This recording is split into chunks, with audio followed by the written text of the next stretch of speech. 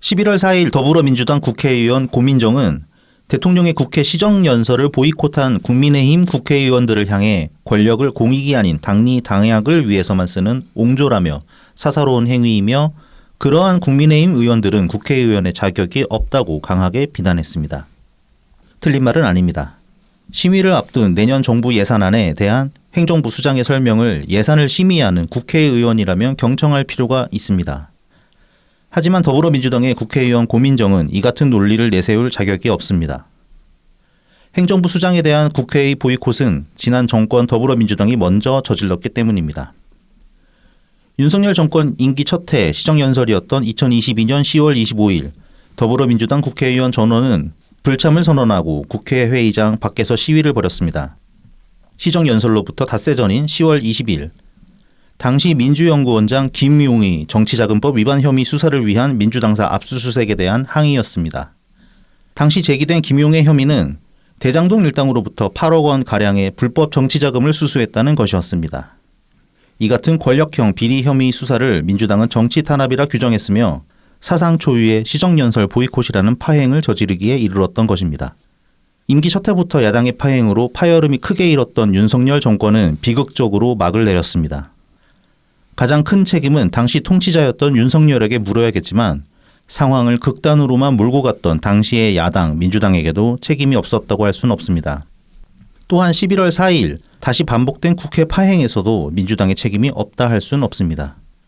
국민의힘은 2022년 민주당의 논리를 그대로 재현하고 있을 뿐이기 때문입니다.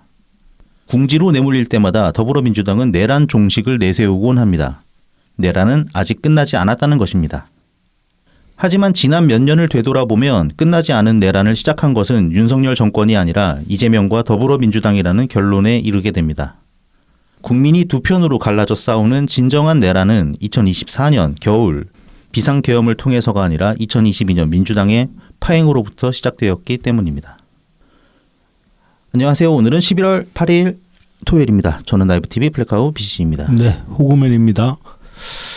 자, 이제 뭐 초겨울로 접어드는 것 같더니 또 오늘은 또 날씨가 또 덥네 조금. 네네네. 날씨가 좀 오락가락합니다. 옷 맞추기가 참 애매해. 좀 얇게 입고 나가 어제는 더운데 그러고 얇게 입고 나갔더니 뭐 춥고 뭐 추워서 그것이 바로 환절기죠. 네. 네. 추워서 껴입었더니 덥고 뭐 요즘 이제 독감도 많이 유행한다 그러고 독감이 굉장히 지금 발병률이 높다고 합니다. 그 병원에 이제 요즘 환절기라서 이제 환자들이 오는 시즌이 모이는 시즌이잖아요. 네네. 근데 지금 감기 증상으로 오는 환자 중에 거의 한 8-90%가 독감이라고 합니다. 그리고 이제 간혹 코로나 환자도 있다고 그러고 그러니까 뭐 특히 이제 좀 몸이 좀 체력이 약하시거나 나이 좀 연세 있으신 분들은 독감 예방 접종 필히 맞으시는 게 좋지 않을까. 뭐 저도 그 맞으라고 이제 드디어 그런 공문이 그 동사무소를 통해서 날아오는 그런 나이가 되긴 했는데 저는 아직까지는 독감 주사는 안 맞고 있는데 뭐 그럭저럭 버틸만 해가지고 그런 거 이제 챙겨야 될 때가 되지 않았나 싶습니다.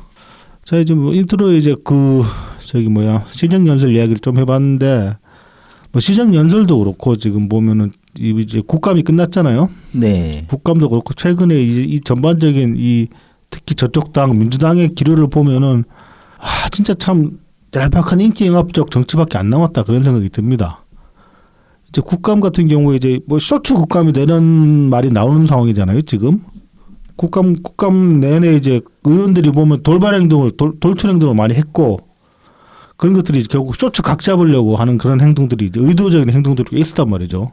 과거에 이제 국감에서 보면 좀 이제 언론의 주목을 받으려고 특이한 어떤 이벤트를 벌이는 경우들이 있긴 했잖아요. 네네. 근데 이제 그런 것들이 좀 더 노골적이 됐다, 노골화됐다, 뭐 그렇게 볼 수 있는 겁니다. 그래서 이제 각자 그냥 유튜브에 올려버리면 되니까. 그렇죠. 네. 거기다가 이제 쇼츠를 올리면 또 이제 그 의원실들끼리 또 품앗이 해가지고 자기들끼리 어부징한다고 볼 수 있는 거죠 일종의. 네, 뭐 좋아요. 품앗이방이 있다고 하죠. 네, 보좌관들끼리 이렇게 그렇다고 링크 합니다. 공유하면서.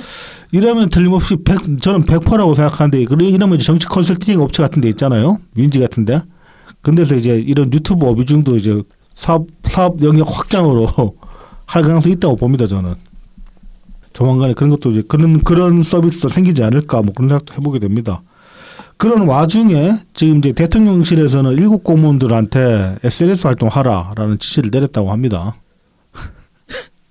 그래서 이제 그런 지시를 내렸다는 보도가 나고 나니까 공교롭 그 지시를 충실하게 이행하는 거겠죠. 그래서 그런지는 모르겠는데 장관들이 이제 하나둘씩 트위터상에서 보기 시작해요. 그런데 알맹이가 없지, 뭐 할 얘기도 없지 사실.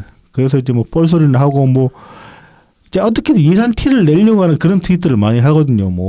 뭐 장관은 아니지만 강훈식 같은 경우도 뭐 자기가 뭐 몸살이 났네 어쩌네 그래서 뭐 지지자분한테 뭐 이런 짤을 뭐 선물 받았네 이러면서 뭐 일어나 뭐뭐 해야지 짤 있잖아. 돈 벌어야지 짤 보통. 그거 이제 뭐 그런 짤도 받았다 뭐 그딴 소리 하고 있는데 참 보면 한심해요.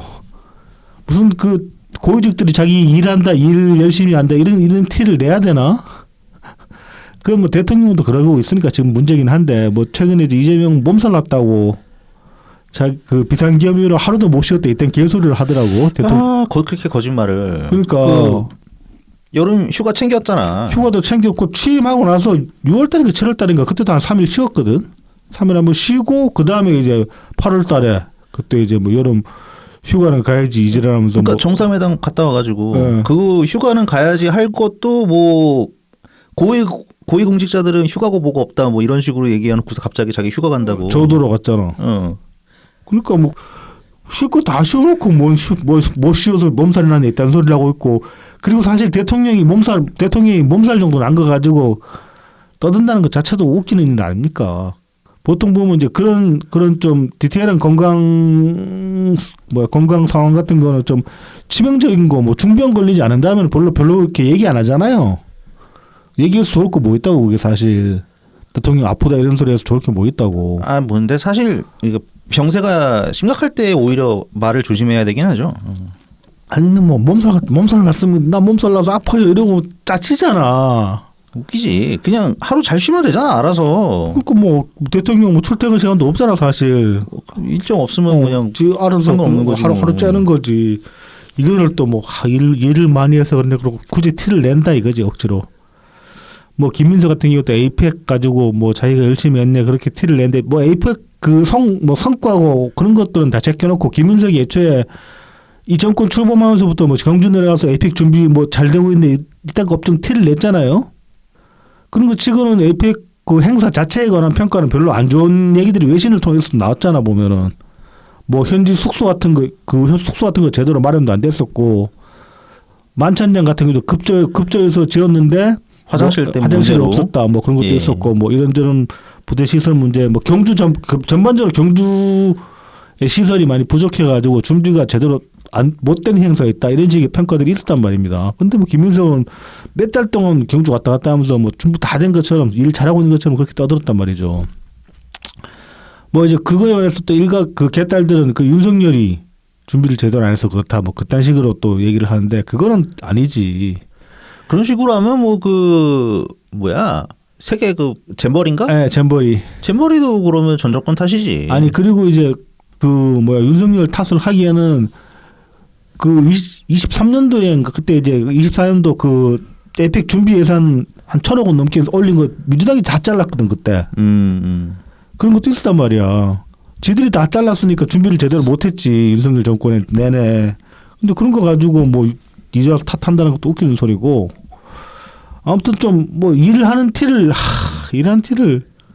내야 될까 그렇게 이제 저는 한편으로는 그런 생각도 들거든요. 이렇게 이제 일하는 티를 낸다 정치인들이 그런 게 결국 시민들을 못 믿는다는 얘기가 되는 것도 있거든요. 내가 어떻게 묵묵하게 일하고 있으면 알아봐 주겠지. 뭐 그렇게 생각을 못하는 게 티를 내는 거잖아요. 근데 알아봐 주지 않아? 이놈의 사람들도 뭐 그런 것도 있긴 하다. 근데 또 이제 이렇게 티를 내서 티 내는데 보면 그 티 내는 게 알맹이도 하나도 없는데 그런 것도 또 좋다고 좀 삼킨 것도 참. 하지만 그러기에는 현재까지의 여론 상황이 너무 괜찮다. 게다가 또 올랐잖아. 에이펙 하고 나니까. 에이펙 하고 나니까 또 60%로 올랐다고 하죠. 뭐 이제 그런 얘기도 이제 좀 듣습니다. 보면 이제 저희 같은 경우는 저희 청취자분들 포함해가지고 대체로 이제 정치에 그동안 관심을 뭐 10년 넘게 가지신 분들이 많고, 그다음에 특히 이재명에 대해서 비판적으로 보시는 시각을 기본적으로 탑재를 하고 계시기 때문에 이제 이재명에 대한 인식이 다를 수 있는데, 그냥 그 별 생각 없는 이제 뭐 스윙보터들, 중도층, 뭐 무당층 그런 분들이 지금 이재명 보는 시각 중에는 생각으로 말 잘한다, 똑똑하다 그렇게 보는 시각도 있더라. 네네. 모르죠. 그 시각 가지고 그 시각을 또 꼭 또 탓할 수만도 없는 거야 한편으로 보면은. 뭐 그러면 안 되는데 정말 좀 답답하긴 한데 우라가 치밀 때가 있죠. 그렇죠. 그러니까 이제 뭐 개인적으로는 그런 생각들을 합니다. 이제 그런 사람들한테 영향력을 끼칠 수 있는 캐릭터를 내가 구출을 했어야 했는데 내 스스로 못한 건 내 탓이다. 뭐 그런 생각을 하긴 합니다. 그런 사람들한테 말빨 먹히는 좀 삶을 살았어야 했는데. 에이, 안 먹혀. 안 먹히는 거 안 먹히는 거야. 아니야, 내가 잘 나갔으면 먹혔어. 잘 나갔으면 뭐 잘 나갔으면 뭐 좀 더 먹힐 수는 있지. 그런 시야를 가지지 못해. 그런 어떤 큰 긴 안목을 가지지 못했다 내 스스로. 뭐 그런 건 많이 이제 내 탓을 하게 된다는 거지. 자, 뭐 이거 이제 나오기 전에 기사가 하나 나온 건데 지금 이제 대장동 1심이 며칠 전에 판결이 났잖아요. 네네. 판결 나고 나가지고 이제 지금 피고들은 5명 전원 다 이제 지금 항소한 상태인데 검찰이 항소를 하냐 마냐 이거 가지고 이제 좀 뭐 얘기가 있었는데 어제 그러니까 11월 7일 자정까지가 이제 항소 기한이었거든요. 그래서 어제 그 자정되기 1시간 전쯤에 그러니까 밤 11시쯤에 이제 한동훈이 페북에 이런 글을 썼어요. 뭐 대장동 사건은 무죄 부분도 있고 고형보다 훨씬 적은 형량이 선고되었으므로 검찰이 당연히 항소하는데도 항소해야 하는데 항소를 안 하고 있더라. 그래서 이제 왜 이러겠냐? 권력 눈치 봐서 그런 거 아니냐? 뭐 이제 그래서 이거 정말로 항소 안 하고 그냥 이대로 뭉개버리면은 당신들은 언젠가는 책임을 져야 될 거다. 검찰 수뇌부. 그래서 뭐 직무유기, 직권남용 같은 걸로 이제 처벌받게 될 거다. 그렇게 얘기를 했는데 이제 12시 지나고 결국 항소를 안 했어요. 네네. 그래서 이제 한동훈 같은 경우는 검찰은 자살했다. 이렇게 이제 규정을 했습니다. 지금 이제 이것 때문인 것 같은데 지금 서울중앙지검장 오늘 사표 낸 상태예요. 네네. 사의 표명했고 그리고 이제 오늘 이제 대장동 수사 공판팀 검찰 네. 여기서 입장문을 냈어요. 입장문을 보면은 법률적 쟁점들과 일부 사실 오인, 양형 부당에 대한 상급심의 추가적인 판단이 필요하다고 판단해 중앙지검 및 대검지휘부의 항소 예정 보고 등 내부 결재 절차를 이행했다. 그러니까 항소심을 준비를 하고 있었다는 거예요. 네네네. 그런데 지난 6일 대검 지휘부 보고가 끝날 때까지도 이견 없이 절차가 마무리돼 항소장 제출만 남겨둔 상황이었다. 6일까지는 이제 항소하려고 딱 준비를 다 스탠바이 한 상태였고 내부적으로도 거의 논의가 끝난 상태였다는 거예요. 그런데 모든 내부 결재 절차가 마무리된 이후인 전날, 그러니까 이제 11월 7일이죠. 오후 무렵 갑자기 대검과 중앙지검 지휘부에서 알 수 없는 이유로 수사 공판팀에 항소장 제출을 보류하도록 지시했다. 아하, 네네네. 네, 그래서 이제 항소장 제출 시한이 임박하도록 지시 없이 기다려보라고는 하다가 자정이 임박한 시점에 항소 금지라는 부당하고 전례 없는 지시를 해 항소장을 제출하지 못하게 됐다. 이렇게 얘기를 하고 있습니다. 그렇게 됐군요. 그러니까 이제 지금 어제 이제 한동훈 전 대표 같은 경우는 검찰 전체에 대고 이제 검찰이 자살했다 이런 식으로 얘기를 했는데 지금 이제 수사 공판팀의 입장은 그건 아니다. 우리는 다 준비를 하고 스탠바이 하고 있었는데 이제 지휘부가 밑대가리에서 갑자기 이유 없이 그러더라. 근데 이게 지금 이 정권의 어떤 기조에는 좀 편성하는 면이 있습니다. 단순히 이제 이재명 관련 재판이라서 그런 면도 있는 그렇다고 봐야겠지만은 또 보면 이 정권이 이제 그것도 어떤 이재명 재판 관련해서 의도적으로 그런 거일 수 있겠지만은 지금 이제 그 정권 차원의 어떤 기소 같은 거 있잖아요. 네. 항소는 안 한 케이스들이 많아졌다고 합니다. 이 정권 들어가지고. 이럴 때면 이제 뭐 정부 상대의 어떤 그 배상금 소송 같은 거 있잖아요. 네. 그래서 이제 1심에서 정부 측이 패소한 경우에 항소를 안 하고 그냥 그대로 가는 경우들이 꽤 있었다고 해요. 정권 바뀌고 나가지고. 근데 이제 그게 어떤 정부의 방침이고 법무부에서도 지금 그런 식으로 방침을 내린 상태라고 합니다. 그래서 거기에 상당 부분 이제 다른 면이 있고 이재명이 그런 얘기 했잖아. 뭐 1심에서 이제 검찰이 항소하고 하는 거 뭐 그 낭비다 그런 얘기 했었잖아요. 사법 절차 관해서 뭐 사심제까지 만들면서도 이야기하면서도 뭐 그런 얘기를 했었는데 그런 거에 편승해서 그런 면도 있는 것 같은데 근데 이제 공교로운 거죠 사실상. 애초에 이제 그런 식의 그런 것들이 다 밑밥 던진 거 아니냐. 이재명 관련 재판들 무마시키려고 밑밥 던진 거 아니냐라고 볼 수 있는 면이 있고 이 대장동 수사도 결국 대장동 공판도 지금 이제 검찰이 이렇게 항소 안 한 게 결국은 뭐 같은 맥락 아니냐 그렇게도 볼 수 있는 것이고 그리고 지금 여기에 또 걸리는 혐의 중에 배임죄도 걸려 있거든. 근데 지금 민주당이 배임죄 폐지시키려고 하잖아. 네네. 폐지시켜 버리면은 이거 재판 자체도 날아가는 거라서 뭐 검찰 지휘부에서 알아서 깔아서 꺾은 거 아니냐 뭐 그런 얘기도 있고 합니다. 근데 참 깝깝하죠. 이딴 식으로 법을 다 엉망진창 만들어 놓으면 나중에 어떻게 감당하려고 그러나 진짜 생각 듭니다. 언젠가라도 뭐 그 한동훈 전 대표 말처럼 언젠가라도 지금 이제 항소하는 이 지금의 검찰 지휘부들이 책임을 질 날이 올까? 왔으면 좋겠는데 뭐 그런 생각 해보게 되네요. 좀 씁쓸한 소식이었습니다. 아무튼. 네, 그렇습니다. 자 이제 지난주 인트로에서 이제 소개를 했던 인트로에서 다뤘던 김민웅 씨. 네. 이번 주에 또 엄청난 개소리를 늘어났어요. 그 북한 이제 최고인민회의 상임위원장 김영남 이 양반이 오래 살았네. 97살로 죽었거든요. 이번 주에. 이 사람이 그때 평창 동계올림픽 할 때 네, 왔었습니다. 같이 왔던. 네네. 그 김정은 국방위원장 동생이랑. 네네. 이름이 생각이 안 난다. 갑자기 그 양반. 이설주. 아니 그건 부인이고. 부인이고 뭐지? 여동생. 네, 여동생 뭐였지? 하여튼. 아무튼 네. 그때도 연세가 참 많으셨는데. 그때 많았죠. 네. 근데 이제 아무튼 뭐 죽었는데 이 양반에 관해서 굉장히 이제 뭐 나는 이렇게까지 쳐줘야 되나 싶은 생각이 들거든요. 이렇게 묘사를 냈습니다. 그러니까 조선민주주의 인민공화국의 국가 수반이었다. 기품과 겸호 그리고 정중원과 정밀한 논리와 발언, 진지하고 진실한 음성, 인민에 대한 사랑을 자신의 생명처럼 여기는 모습이 인상적이었다. 뭐 성리학적 품격이 몸에 배인 선비 같은 자세를 지닌 북의 지도자, 세월을 거쳐오면서 굳건하게 위험 있는 위상을 지킨 그 나라의 어른이다. 북한 지도층 그 누구에 관해서도 이런 식으로 평가를 할 수가 있을까요? 그러니까 일단 그 표면적으로 뭐 국가 수반이었다고 하는데, 그러니까 우리나라로 치면 뭐 대통령 같은 거였다는 거 아니야? 근데 그런 일을 하나? 그러니까 그렇기도 하거니와 아니 뭐 이 사람 그러니까 김민웅도 이 사람이 북한의 지도자였다며. 인민들이 굶어 죽어 나가는 세상에서 인민들이 굶어 죽어 나가는데 지도자를 이렇게 높게 평가할 수가 있냐고.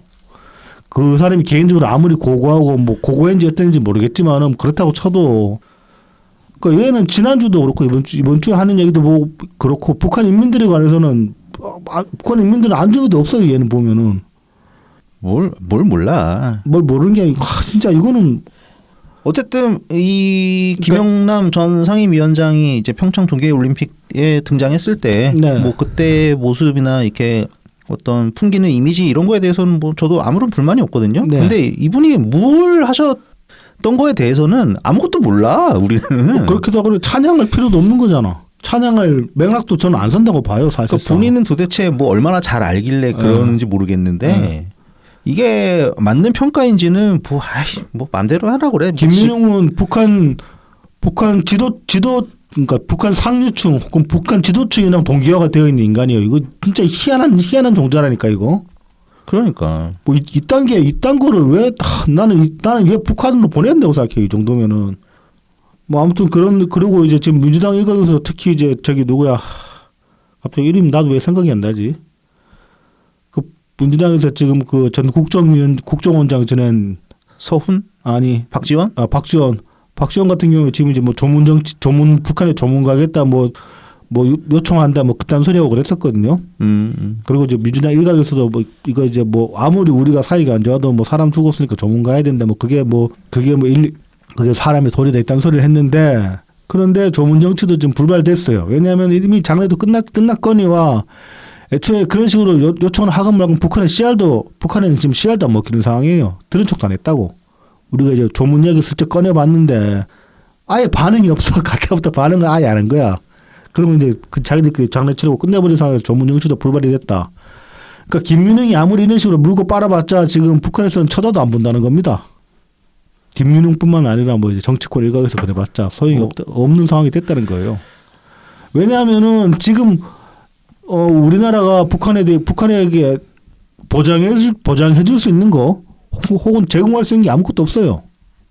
뭐 원조 좀 해준다고 이제 북한 그런 거 바라지도 않을 걸? 필요 없지. 지금은 북한이 그러니까 중국이랑 러시아가 있잖아. 특히 러시아. 응. 그래서 뭐 아무튼 CR도 안 먹히는 데 있다는 소리를 하고 있다. 전혀 업데이트 안 된 어떤 정세 판단 능력으로. 하여튼 뭐 박지원 의원이 뭐 조문 정치 얘기하는 거 뭐 그거는 뭐 그냥 늘 통상 있을 수 있는 일이고. 근데 너무 캐캐 묵은 것처럼 보인다는 겁니다. 상황 판단도 안 되고. 근데 뭐 해야지. 자기는 개인적으로 뭐 인연도 있을 거고. 그래서 뭐 그런 거에 대해서는 뭐 오히려 민주당에 대해서는 보였던 반응에 대해서는 뭐 별 생각이 없는데요. 네. 뭐 지난주에 이어서 네. 뭐 그냥 김민웅 교수의 이런 내용은 한심하죠. 이 자식들은 다 미국 유학 가 있다며. 또. 뭐 미국이 좋지. 진짜 희한한 종자들이라니까 이것들은 진짜. 난 뭐 이런 것들이 다 있나 싶다고 보고 있으면은. 뭐 이런 것들도 있죠. 네. 오래됐죠, 뭐. 이것도 오래됐지. 또 말하다 보면 또 험한 소리 나올 것 같은데 그 지난주에 지난주에 댓글 중에 이제 그 험한 소리 좀 자제해달라는 요청도 있고 했기 때문에. 네네네. 하지만 이 김민웅 같은 인간들을 이야기하다 보면은 점점 이제 좀 정서적으로 험해진다, 험악해진다. 저는 그냥 말문이 막힙니다.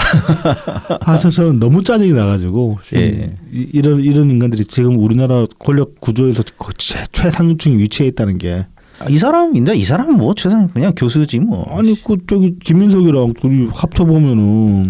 뭘 합쳐? 지난주 얘기했지만 이 형제가 지금 한국을 좌지우지하는 상황까지 왔다고 봐도 무리가 없기 때문에. 글쎄, 김민웅이 촛불 행동 대표 아니야. 그러니까 촛불 행동이 뭐 무슨 그런 영향력이 나는 큰지 모르겠는데 오히려 그 소수의 코 묻은 돈을 잘 빨아먹고 계시죠. 그냥 그 정도지 뭐. 거기 코 묻은 돈은 아니지. 그 늙은이들 돈 빨아먹는데. 세상 그 생각이 코 묻은 어린 코 흘리게 옛날 표현으로 하면 요즘 잘 안 쓰지. 코 흘리게 수준이기 때문에 영포리를 코 흘리기로 본다. 나이만 먹었지 뭐 코 흘리게지. 뭐 그렇게 봐도 되겠다. 자, 뭐 답답한 소리 오늘은 좀 짧게 하고 뒤에 본능이 좀 길 것 같아가지고. 본능도 답답하잖아. 답답한데 이제 우리는 항상 답답하잖아. 아무튼 앞에 이풀기는 좀 짧게 하고 본능으로 들어가 봅시다 바로. 네, 그 전에 저희를 도와주시는 고마운 분들 소개해드리겠습니다. 후원 계좌를 통해서 강동엉님, 웰컴퓨터님 후원해주셨습니다. 네, 감사합니다. 감사합니다. 다음 제공입니다. 웰컴퓨터입니다. 부산 상하구 낙동대로 323번 길의 4역 2번 출구 앞에 있습니다. 010-8691-0079번으로 연락 주시면 됩니다. 트위터에서 웰컴퓨터, 인스타그램, 네이버 블로그에서 웰컴퓨터 0079를 검색해 주시면 됩니다. 오랜 조립 경험을 바탕으로 최적의 견적을 구성해 드립니다. 가성비 좋은 사무용부터 게이밍, 딥러닝용 같은 최고 사양의 PC까지 조립해 드리고 있습니다. 다나와 최저가 가격으로 만나보는 웰컴퓨터의 견적을 지금 바로 확인해 보세요. 전국 어디서든 AS가 필요하시면 연락 주시기 바랍니다. 안전한 배송에 사용하는 웰컴퓨터의 배송 박스를 미리 보내드립니다. 문제가 생긴 컴퓨터를 웰컴퓨터의 배송 박스에 넣어서 다시 보내주시기만 하면 전국 어디에서도 웰컴퓨터의 서비스를 편하게 받아보실 수 있습니다. 유튜브 채널 웰컴퓨터를 통해서 연락 주시면 사은품도 별도로 챙겨드리니까 꼭 말씀해 주시기 바랍니다. 그 지난주 녹음 끝나고 나가지고 이제 트윗을 제가 봤는데 그 트위터에 이제 세상 거꾸로 보기님이라는 이제 그 저랑도 이제 마팔이신 분인데 이분이 이제 트윗을 올리셨는데 트윗 내용이 뭐 대략 이제 요약하면 그렇습니다. 이분이 이제 컴퓨터를 새로 장만을 하시려고 했는데 장만을 하시려고 이제 견적을 뽑을 거 아닙니까? 네네네. 그래서 이제 이제 업무상 업무상인 것 같은데 이제 오래 거래하던 거래처가 있어가지고 거기 이제 견적서를 뽑아왔는데 견적서 뽑아보니까 뭔가 좀 느낌이 싸해가지고 이걸 챗 GPT에 넣어가지고 견적서를 한번 평가를 해봐라라고 챗 GPT에 돌려봤다고 합니다. 그랬더니만 이제 바가지다 이렇게 나온 거야. 한 70만 원 정도 후려치려고 한 거다 이렇게 결론이 난 거야. 그래서 이제 또 다른 곳에 또 이제 견적서 받아서 돌려봤는데 거기도 뭔가 좀 이제 후려치는 듯한 그런 평가가 나왔다고 해요. 그래서 이제 혹시나 하고 이제 웰컴퓨터에 견적서를 한번 넣어봐. 견적서를 한번 웰컴퓨터에서 견적서를 받아가지고 또 챗 GPT에 넣어서 돌려보니까 이번엔 챗 GPT가 칭찬을 했다는 거야. 네. 양심적이다 이렇게 나왔나 봐. 그래서 이제 서울 분이신데 부산에 있는 웰컴퓨터에 이제 컴퓨터를 주문을 하셨다. 이런 뜻이 올랐더라고요. 네네네. 그래서 챗 GPT도 칭찬하는 정직한 견적의 웰컴피스다 이렇게 이제 평가를 할 수 있을 것 같습니다. 굉장히 흥미로운 소식이네요. 네. 그리고 우리가 이제 좀 익명으로 웰컴포트에 한번 견적을 넣어볼 수가 없겠구나. 우리는 방법이 없구나. 어떻게 견적 넣어도 뽀록 날 것 같은데 뭔가 좀 모르는 지인, 그러니까는 사장님이 모르실 만한 지인을 통해 가지고 넣어야 돼. 그러니까 저는 통해서 대리로 넣어봐야 되는 거지. 그래서 그 견적서를 가지고 평가를 갑자기 탐사 보도가 되는 거야. 아무튼 챗GPT도 칭찬하는 정직한 웰컴피스트다. 뭐지 그렇게 말씀을 드릴 수 있을 것 같습니다. 네, 지금 바로 전화 주십시오. 네, 다음은 달품은 농장입니다. 트위터 달품은 농장 @ DALPUMEUN, 인스타그램 달품은 농장 _ 농사짓는 문파 @ DALPUM 숫자 1입니다. 진한 풍미와 영양이 살아있는 청란, 청개육부터 친환경 우렁이 쌀, 그리고 고춧가루, 참기름, 들기름, 서리태콩, 찰옥수수까지 다양하게 준비되어 있습니다. 달품은 농장에서 건강한 우리 농산물로 건강한 밥상을 준비하시기 바랍니다. 마지막으로 라만까까입니다. 네이버 스마트 스토어에서 라만까까를 검색해 주세요. 휘낭시에 브라우니, 마들렌, 굴, 찰떡, 호두강정, 에그타르트, 생강청, 소금빵, 그리고 조만간 이제 수능이죠. 네. 수능 선물 세트가 출시되었다고 합니다. 네, 지금 이제 브라우니 2개, 호두강정 5개, 프레첼 머랭, 그러니까 머랭이랑 프레첼 합쳐놓은 모양이더라고. 네네. 요거 4개 해서 이제 2만 원 세트로 이제 구성이 돼 있고 수능이 지금 13일인가 그렇죠? 다음 주. 네네. 그래서 이제 저희가 업로드가 월요일이니까 10일이잖아요. 그러니까 요거 주문하실 분들은 빨리 서두르셔야 될 것 같습니다. 네네. 자, 그래서 이제 본 내용으로 한번 들어가 보죠. 이번 주에 이제 요 좀 이게 뭐지 했던 이제 요 기사인데 응급실 뺑뺑이 방지법의 허상이라는 요런 제목의 기사가 이게 의협신문인가 그쪽에 올라왔죠. 예, 의협신문에서 올라왔고요. 네. 사실 뭐 저희도 의협에 대한 인상은 좋지는 않지만 그렇죠. 이 내용이 굉장히 흥미로워가지고 좀 파고 들어가 보게 됐어요. 네. 이게 최근에 이제 10월 26일에 국감 기간임에도 불구하고 본회의를 열고 이제 양당 민주당과 국민의힘이 이견이 없는 민생 법안을 따로 뽑아서 본회의에서 통과를 시켰습니다. 네. 그 중에 하나가 바로 이 법입니다. 일명 응급실 뺑뺑이 방지법이라고 네. 하는 겁니다. 네. 이거는 민주당에서는 이제 이수진 의원, 네. 성남 지역구에 있는 그다음에 이제 국민의힘의 임종득 의원이 각각 발의를 했는데 이것을 이제 상임위에서 조정을 해가지고 합쳐서 네. 내용을 잘 합쳐가지고 그러니까 합의가 잘 됐다는 얘기겠죠? 드물게. 네, 네. 보건복지위에서 네. 잘 합의가 돼가지고 본회의에서 통과가 됐다고 합니다. 네. 이 내용을 보면은 이런 거예요. 응급 의료기관이 응급 환자를 이송하는 사람과 통신을 위한 전용 한라인을 개설해서 운영하도록 하고, 그 다음에 이제 응급실의 수용 능력 확인에 필요한 사항을 중앙응급의료센터에 통보하고 이를 하지 않거나 거짓으로 하면은 의료기관 평가에 반영하도록 하겠다. 그러니까 구라칠 생각 마라. 네. 이런 거죠. 그래서 이제 이렇게 되는 겁니다. 응급의료 전용 회선을 설치한 응급의료기관은 이를 상시적으로 운영할 수 있도록 담당 부서를 지정하거나 담당 인력을 배치해서 해야 된다. 이겁니다. 그래서 뭐 좋은 거구나라고 생각할 수가 있는데 이 법안의 이제 별명 응급실 뺑뺑이 방지법이라는 걸 이제 봐서 보면 네. 그러니까는 이제 응급 환자가 생겼는데 뭐 병원에서 서로 안 받으려고 뺑뺑이 돌린다 응급차를 네네. 우리 병원에 못 오게. 네네. 그래서 그런 거를 막도록 하기 위해서 니네 뭐 병원 상황 다 중앙 응급의료센터에다가 다 확인하고 뭐 그러니까 병석이 뭐 얼마 남아 있고 네네. 뭐 그다음에 너네 시설이 뭐 있고 그러면 이거 되면은 받을 수 있겠네. 그냥 가는 거다. 이런 식이라고 상상해 볼 수 있겠죠. 네네. 자, 그래서 이 법안이 이제 통과가 됐는데 이 의료계에서는 의미 없다 이거. 네. 이제 이런 내용으로 의협신문, 뭐 메디컬 뉴스, 뭐 이제 여러 그 의료계 담당 언론에서는 기사가 나왔어요. 그 이유가 뭐냐 하면은 일단 이미 응급실 한라인이 구축이 돼 있다고 합니다. 네. 이게 없지가 않다. 네. 그리고 활용을 하고 있다고 해요. 응급 의료 정보는 이미 국가 응급 진료 정보망 자료로 전송이 되고 있다고 합니다. 그래서 병상 정보, 진료 정보가 응급 의료 상황판에 공개가 되고 있고 이미 중앙 통제가 되고 있다는 거네. 그러니까 중앙 통보가 다 되고 네, 있다는 거죠. 그러니까 네, 데이터가 모이고 있다는 겁니다. 네. 그래서 25년 1분기 점검을 했을 때 전체 412개의 응급 의료 기관이 응급 의료 전용 회선을 운영하고 있다. 네, 지금 이미 그러니까 다 되고 있는데 뭐 법을 또 올리냐. 네. 그럼 뭔 차이냐 그러면은 네. 이게 중앙 통제가 강화된다는 그런 거거든요. 그러니까 네네. 의료계 반응은 그래요. 그래서 이제 이경원 대한응급의학회 공보이사의 말을 보면 응급실 미수용 문제, 그러니까 뺑뺑이 돌리는 거죠. 환자를 받지 않는 거는 응급 환자를 수용할 병상과 인력이 여전히 부족하기 때문이다. 그러니까 상황이 그래서 우리가 고의로 안 받는 게 아니고 네네. 상황이 여의치 않아서 안 받는 거다. 이런 입장인 거고. 그다음에 네. 이형민 대한응급의사회장 이 사람은 이렇게 얘기를 합니다. 응급 의료 자원 정보 공유도 중앙에서 관리하겠다는 것 자체가 잘못된 생각이다.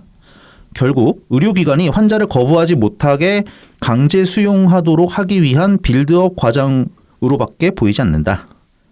응급의학과 의사회에서는 이렇게 성명 발표를 했는데요. 현장의 응급의학 전문의가 환자를 수용할 수 있는 환경을 마련해야 한다. 환자의 수용 결정도 진료의 일부분이고 전문적인 판단으로 존중해야 한다. 새롭게 한 라인을 구축해서 더 부담을 줄 것이 아니라 현장을 이해하고 도움이 될 제대로 된 정책을 고민해야 한다. 그러니까 이게 좀 정리를 하면 이런 겁니다. 이제 수용 능력, 즉 그 각 이제 병원에 예.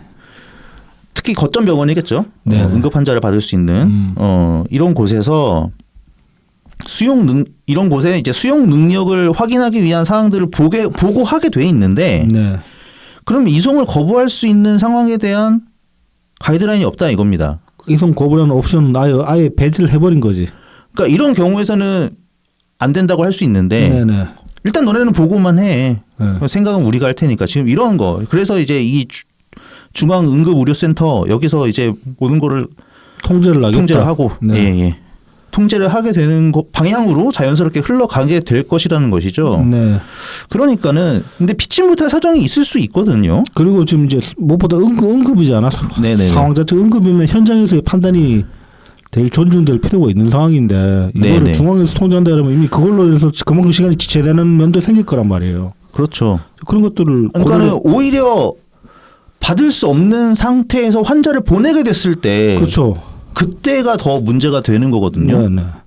그러니까는 제대로 된 치료를 받을 수 없는 현장에 환자가 도착했을 때 무조건 뭐 때는 응급실에 집어넣는다고 다 살아나는 것도 아니니까. 그렇죠. 응급실 각 병원의 응급실마다 할 수 있는 것과 할 수 없는 게 차이가 있을 수 있으니까. 그러니까 뭐 지금까지는 거의 병원의 자율이었다고 한다면 네네.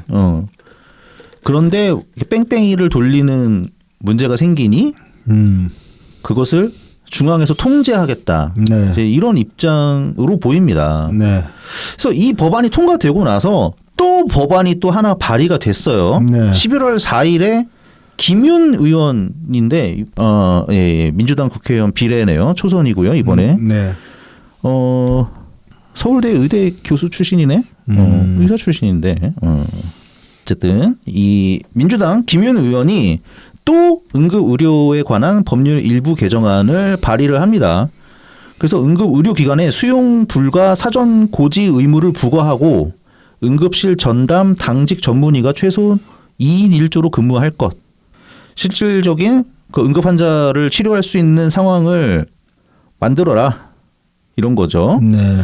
그래서 여기까지 이제 상황이 치달으니까 11월 7일 대한응급의학의사회에서는 아예 기자회견을 열었습니다. 네. 그래서 이형민 아까도 등장했던 이형민 응급의학의사회장은 정리하면 이제 이런 얘기를 했는데 이 응급실의 법적 위험성 감소, 응급실 과밀화를 해결하고 그다음에 최종 치료 및 취약지 인프라를 개선을 해야 실질적인 응급 환자들을 처리할 수 있는 능력이 높아진다. 그럼 지금 뭐가 문제냐?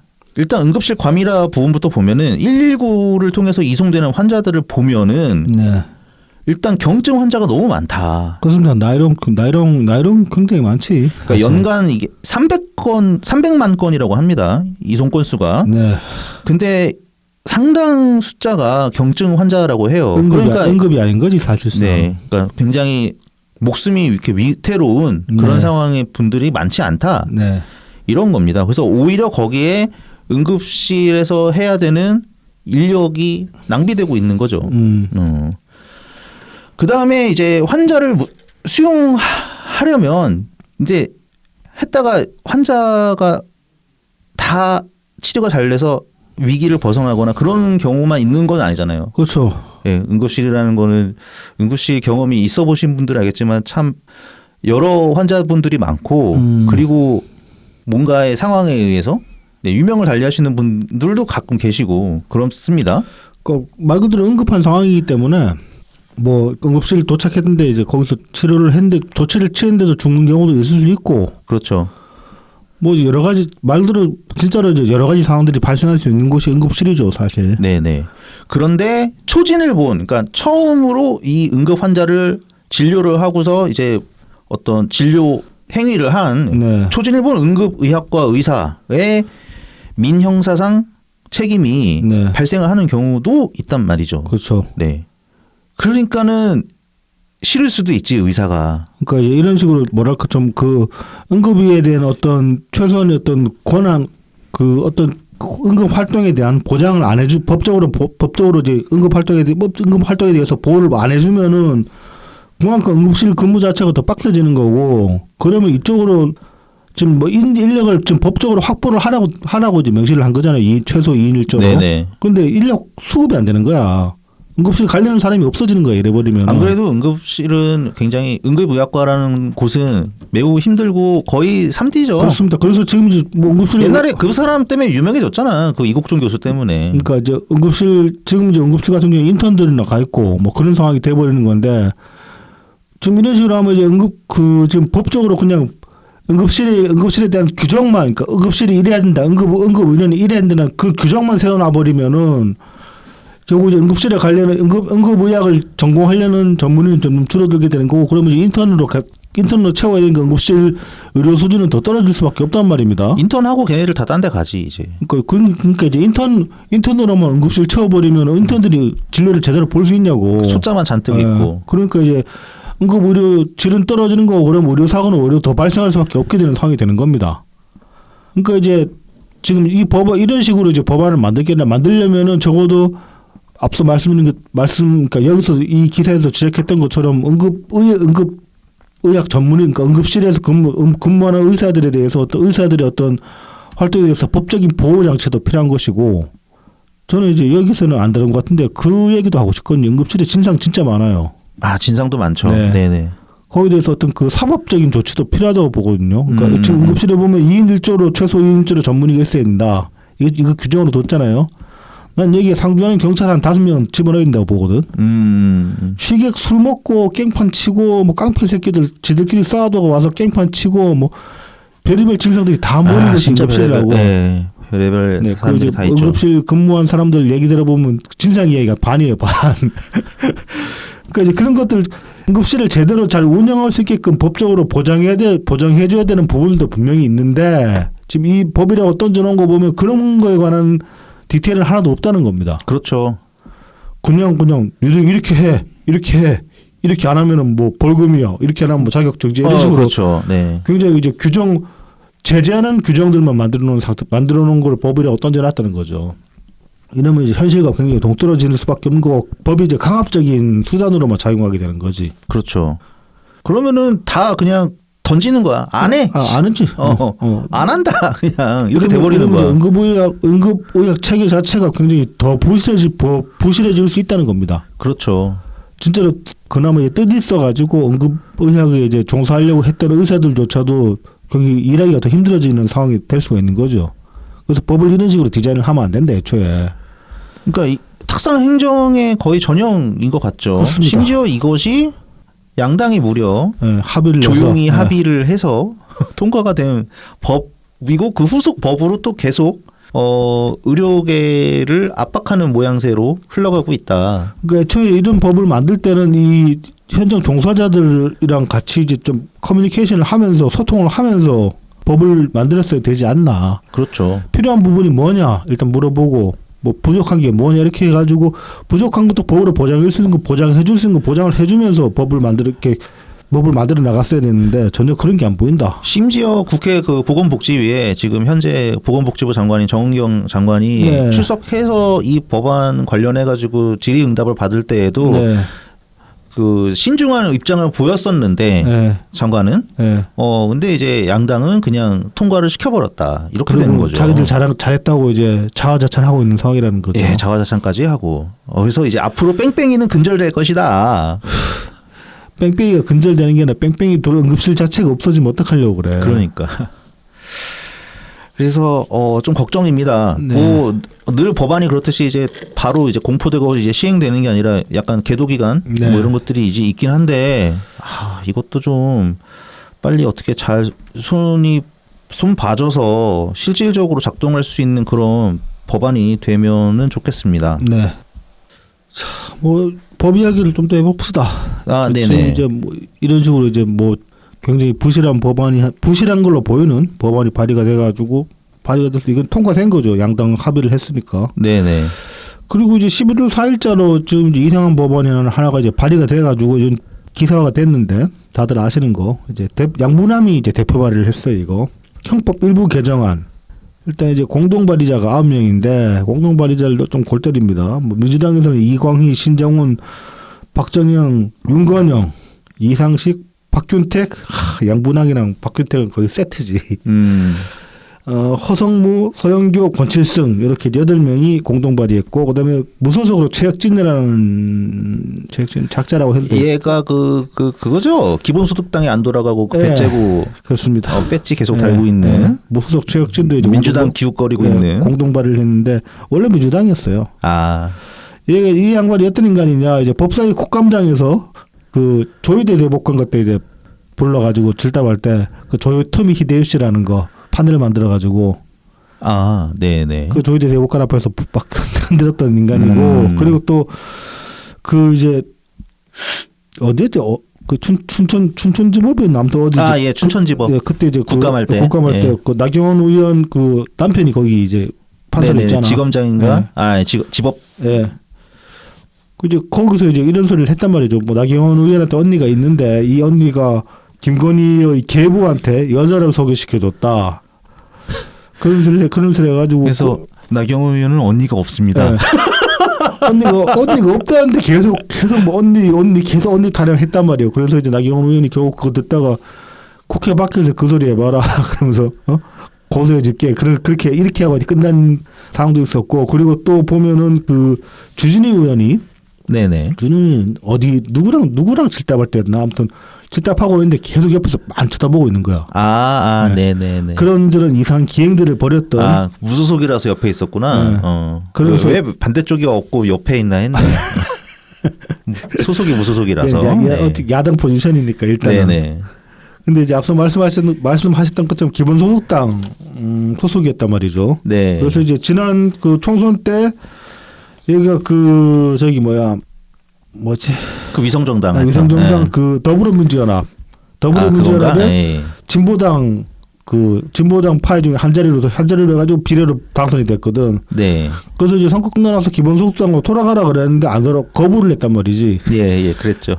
그래서 이제 결국은 기본소득 더불어민주연합 소속이었다가 이제 민주당에서 얘를 그래서 탈당을 시켜버렸어.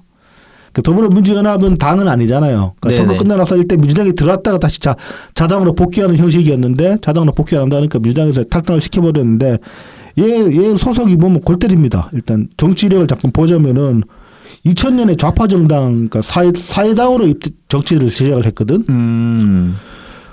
그래서 이제 뭐 이런저런 그 진보당에도 있고 그랬는데 진보신당에도 사회당에 당적 줬다가 뭐 진보신당 당원돼 있다가 그러다가 2012년에 박근혜 정부 때 한국사회적기업진흥원 기획관리본부장으로 임명이 됩니다. 뜬금없이.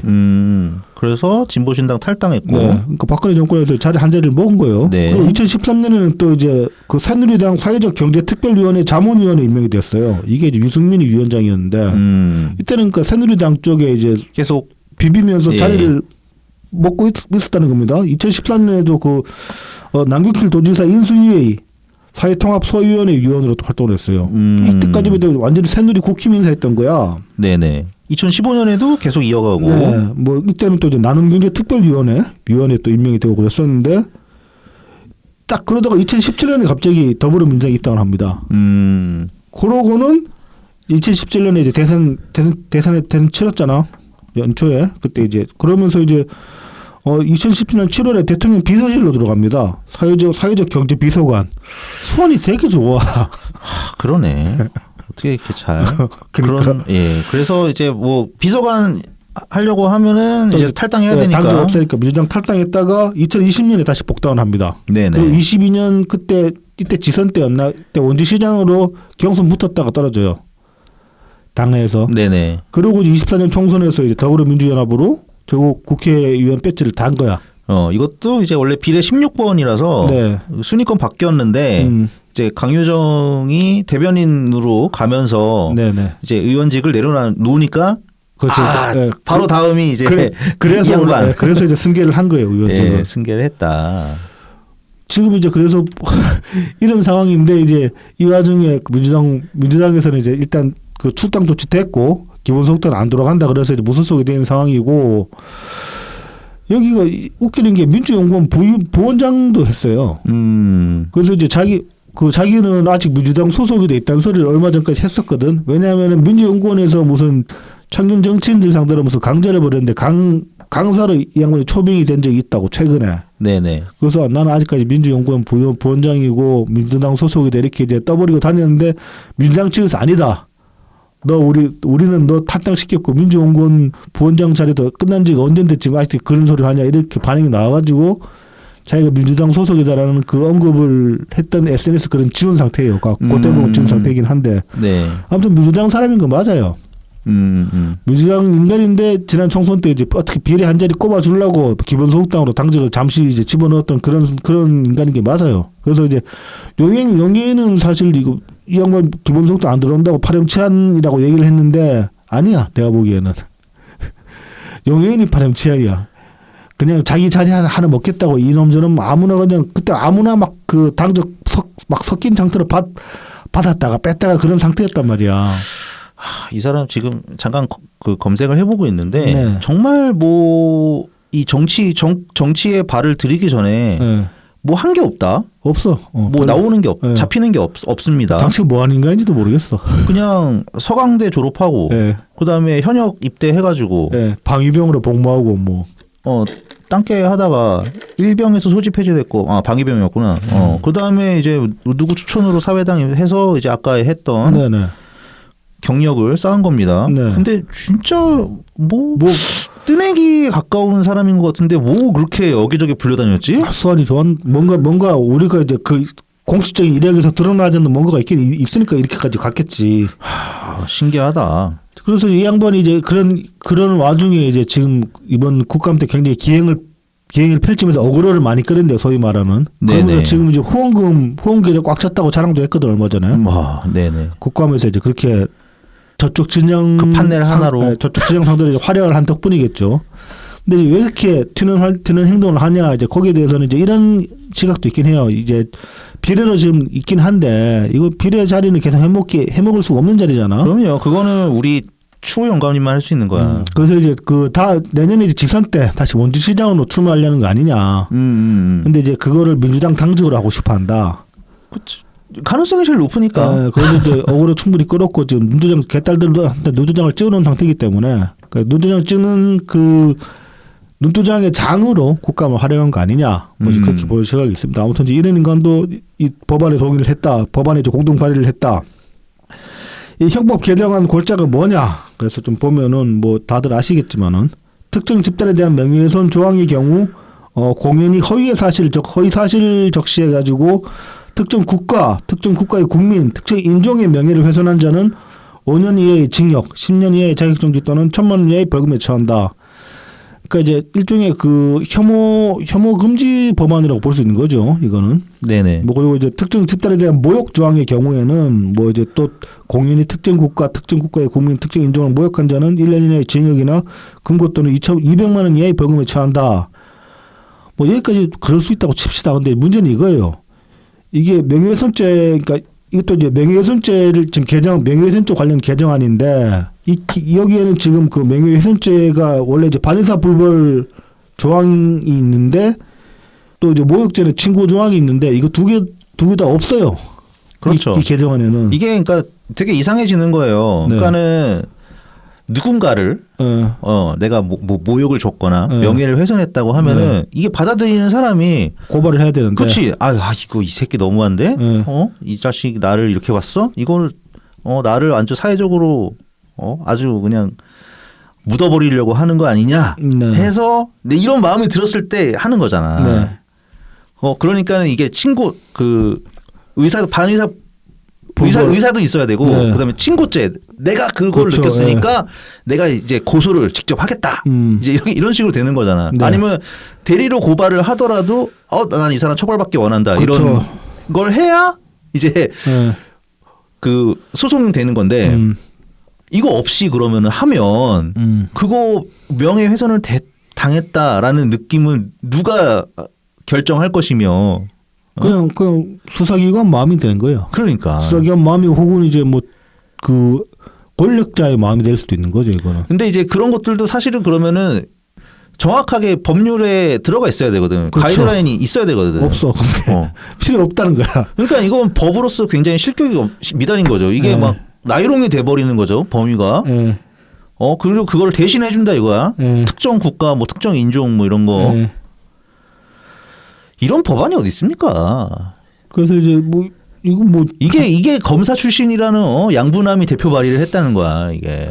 양부남은 이제 그 광주 어디야? 광주 광산 갑이지. 그렇지. 광선들이 광주까지만 기억납니다. 광산 갑인가 그럴 거야 아마. 네. 그 총리님 출마하셨던 지역구 옆 지역구거든. 양부남이. 민영배 옆 지역구. 네. 이제 이재명 변호사로 이재명의 변호사들 일군의 변호사 집단 중에서 양부남이 거의 대장 변호사격이었거든. 그렇죠. 양부남이 이제 개정안을 발의한 이유를 이제 설명을 하는데 이렇게 얘기를 합니다. 보면은 최근 언어프라이를 불문하고 특정 국가 특정 인종에 대한 혐오적 발언으로 사회적 갈등을 부추기고 각종 혐오 표현과 욕설이 난무하는 집회 시위가 빈번하게 일어나고 있다. 여기까지는 이제 뭐 중립적인 언급일 수 있어요. 근데 이제 일례를 드는 게 이렇습니다. 일례로 개천절 혐중 집회에서는 집회 참가자들이 짱깨, 북괴, 빨갱이는 대한민국에서 어서 빨리 꺼져라라는 내용이 포함된 일명 짱깨송을 부르면서 각종 욕설과 비속어를 남발하고 국정자원 관련 화제에 중국인 개입, 부정선거, 중국 개입 등 허위사실을 유포하며 특정 국가와 특정 국민에 대한 모욕과 명예훼손을 일삼았다. 그 이제 혐중 시위를 가지고 얘기를 하는 겁니다. 그러니까 반중 시위를 가지고 혐중 시위를 규정해서 얘기를 하는 겁니다. 근데 이제 현행법상에는 허위사실에 대한 명예훼손과 모욕은 모두 피해자를 특정하는 사람의 한정의 특정 집단에 대한 명예훼손이나 모욕을 인정하지 아니하고 있다. 그 이제 이건 이제 그 대상이 구체적이지가 않다는 얘기예요. 그렇죠, 현행법에 따르면은. 그래서 이 허점을 혐중 집회 주최자나 참여자들이 악용하고 있다. 이렇게 이제 양부남은 지적을 하고 있는데 여기서 이제 일단 지적을 해야 될 이겁니다. 자꾸 현중 집회 얘기하는데 반미 집회 지금 몇십 년째 하고 있습니다. 앞에서도 얘기했던 김민웅 같은 인간들이 반미 집회로 거의 그 반평생을 벌어먹고 산 새끼들 아니야. 근데 여기서 혐오 발언 안 나왔습니까? 양끼고 오면 혐오 발언 아닌 게 아니야. 뭐 트럼프 사진 불태우고 인형 불태우고 막 그 칼로 찌르고 그런 거는 뭐 혐오 아니야? 그거 몇십 년간 했는데 그거 지금까지 쳐다보고 그냥 가만히 아무 생각 없다고 그냥 짱깨잡게 몇 번 그러니까 갑자기 혐오 인권의식이 발동을 해 이제서요. 반미 집회에서 또 미국에 대한 허위 사실도 많이 나와요. 허위 사실도 엄청나게 나왔죠. 확인되지 않은 그 카더라. 아마 뭐 북한에서 받은 정보가 아닐까 싶긴 한데 하여튼 뭐 말도 안 되는 내용들도 많이 있었죠. 뭐 코시국 때도 보면은 뭐 백신 관련해서도 미국 집어넣어서 음모론 퍼뜨린 것도 한두 개도 아니고. 자, 그래서 아무튼 이제 뭐 이런 이유로. 근데 하여튼 뭐 일단 양부남이 거론한 뭐 그런 것도 심각하긴 하네. 뭐 국정자원 관련 화제의 중국 개입이랑 뭐 그다음에 그렇죠. 부정선거 중국 개입 네. 뭐 이런 건 허위 사실이 맞으니까. 네. 근데 이제 그거 잡자고 이거를 이렇게 참 법안을. 그러니까 이제 관점을 저는 그러니까 이건 좀 이걸 이제 혐오 부분으로 보는 게 저는 이제 못마땅하다는 겁니다. 이거 이제 굳이 그런 발언들이 저도 이제 정당하다고 생각하진 않거든요. 그러면 이제 그런 것들은 어떤 허위사실 유포에 관련된 그런 법률이 있지 않나? 그러니까 이거는 혐중으로 바라볼 게 아니라 그 허위사실 유포에 대한 그런 거를 근데 허위사실 유포도 이제 그 허위사실 유포에 대한 명예훼손 네. 이것만 있으니까 네네. 조금 이렇게 다이렉트로 연결되는 직접적으로 연결되는 법안이 없긴 하네요. 네. 그러니까 좀 필요하긴 할 것 같아. 필요하긴 할 것 같은데 이거를 혐중으로 접근할 거는 아니지. 근데 이제 양분하면 혐중 집회라고 시위를 굳이 이제 막 그렇게 이걸 끌어들여 가지고 예시로 들면서 이제 문제가 심각하다. 그 이제 결국은 양분함이 지금 말하는 거의 결론은 어떤 이 허위 사실 자체가 문제가 아니라 중국인을 보호해야 된다. 이렇게 여기에 방점 찍혀버리거든요. 뭐 비슷한 거 반미 말고도 뭐 그런 것도 있었지. 막 이슬람에 대한 것도 있었고. 중국이 우리나라 그다음에 이스라엘 규탄 뭐 이런 것도 있었잖아. 중국이 우리나라에서 개절했던 게 지금 하루 이틀이 아니에요. 이게 지금 지금 한 2030 세대들을 이제 그 중국에 대해서 좀 반감을 갖게 된 계기를 이제 따져보면은 2010년에 됐나 그 베이징 올림픽 때 네. 성화 릴레이 봉송하면서 우리나라 거쳐가지고 이제 북경 베이징으로 넘어가는 그 성화 봉송 때 그때 행사 때 그때 우리도 국내에서 그 파룬궁 관련 집회인가 아무튼 네네네. 그런 이제 중국 그 티벳 관련인 아무튼 그런 집회들이 있었는데 그때 이 우리나라에 있던 중국인들이 대거 몰려와가지고 서울 시내 한복판에서 크게 깽판을 벌인 적이 있거든요. 그랬었죠. 폭력 사태까지 벌어졌었거든요. 그거는 우리나라에서만 있었던 게 아니라 굉장히 글로벌하게 문제가 됐었던 거고. 굉장히 선 넘는 행위거든요. 남의 나라 들어와가지고 그제를 한다는 게. 근데 그때부터 이제 반중 정서가 생겨났다 이제 그렇게 보는 견해들이 있던데. 그러니까 저는 백반양보해서 좋다 이겁니다. 이런 뭐 앞서 말씀하셨던 것처럼 지금 이제 그 반중 시위에서 나오는 어떤 구호나 특히 이제 명백한 허위 사실 유포 같은 거는 문제가 크게 문제 삼을 소지가 있다고 저도 봅니다. 근데 이제 그럼에도 불구하고 이 법안을 왜 문제라고 생각하냐면은 중국에 대해서 똑같은 입장을 취해야 될 필요가 있다는 겁니다.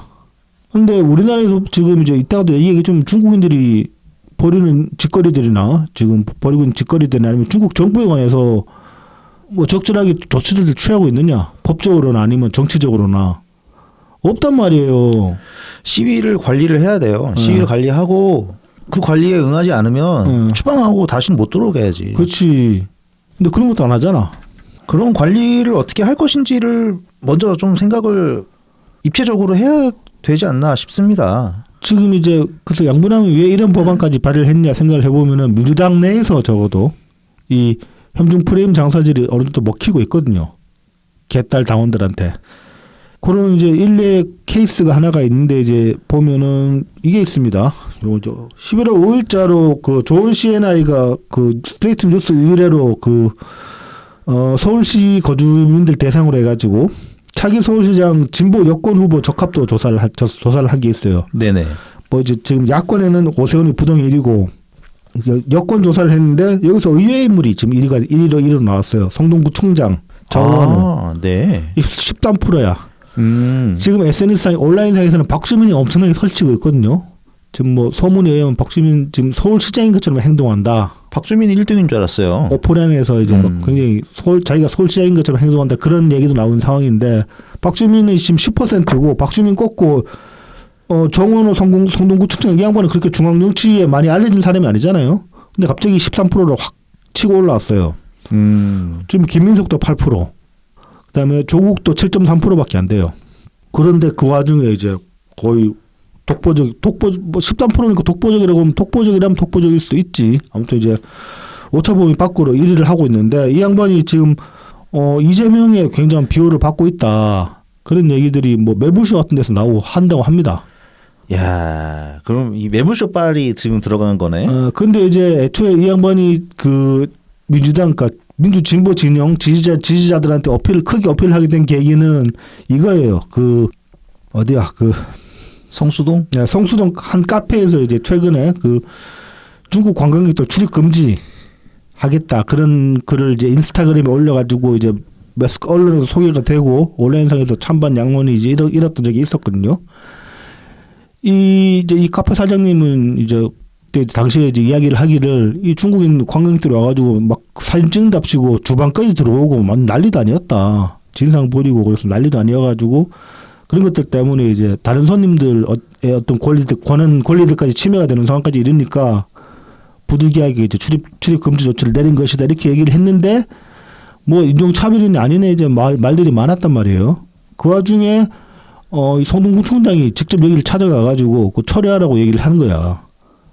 그리고 뭐 저기 인권위에서나 인권위인가 거기서 나와가지고 뭐 조치를 취하네 말 조사를 하네 말에 그랬는데 인권위까지도 그렇다던데 구청장이 찾아온 건 굉장히 특히 요식업은 굉장히 무섭거든요. 왜냐하면 여기 들어가가지고 뭘 걸지 모르거든. 그 위생 검열 한번 해줄까 이래버리면 끝나는 거야. 바퀴벌레 한 마리라도 보이면 그냥 끝나는 거야. 그래서 결국은 이걸 처리를 했어요. 이 정치권, 그러니까 구청장 오고 인권위에서까지 사람 나오고 하니까 결국 이 중국인 출입금지 처리를 했다고 하는데 그 사이에 이 카페 사장님은 굉장히 심각한 사이버 불링을 겪었다고 합니다. 이제 그 카페 이제 개업하면서 인스타그램에 보면 이제 그 가족들 사진도 올라 있고 그런데 가족들한테 뭐 가족들 해치겠다. 굉장히 험한 소리들을 많이 했다고 해요. 거기 뭐 중국인도 있을 것이고 뭐 진보가라 애들도 있을 것이고 그런 소리를 한 게 근데 이제 뭐 좀 입에 담기 힘든 수준의 그런 험한 소리들을 했다고 합니다. 그분 인권은 누가 보장해줘?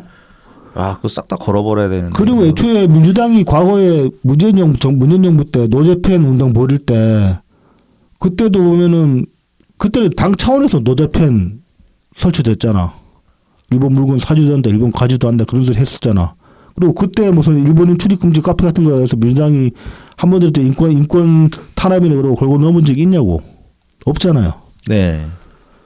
그런데 이제 지금 이 상황에서는 뭐 이런 식으로 나오고 있고 이걸로 인해서 이 성동구청장이 많이 부각이 됐어요. 그 덕분에 갑자기 이렇게 확 오른 것 같거든. 야, 그래도 이렇게 뭐 끝까지 가봐야지 알겠지만 어떻게 될지 궁금하네요. 이제 아무튼 이 반혐중 프레임이 민주당 내에서는 좀 지금 장사가 되는 아이템으로 작용하고 있는 것 같다.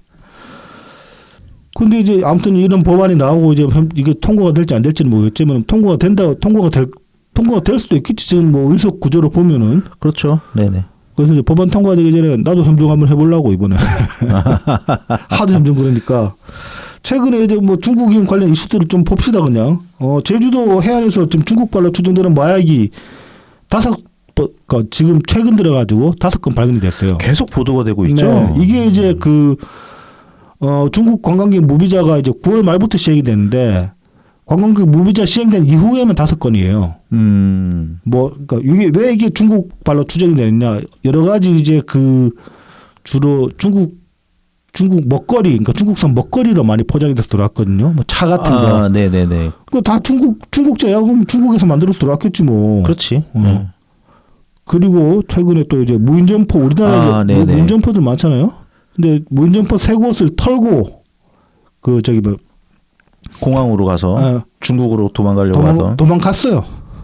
가버렸어요. 다 간 중국인인데 얘는 지금 실상 다 파악이 됐거든요. 근데 못 잡아들인다고 합니다.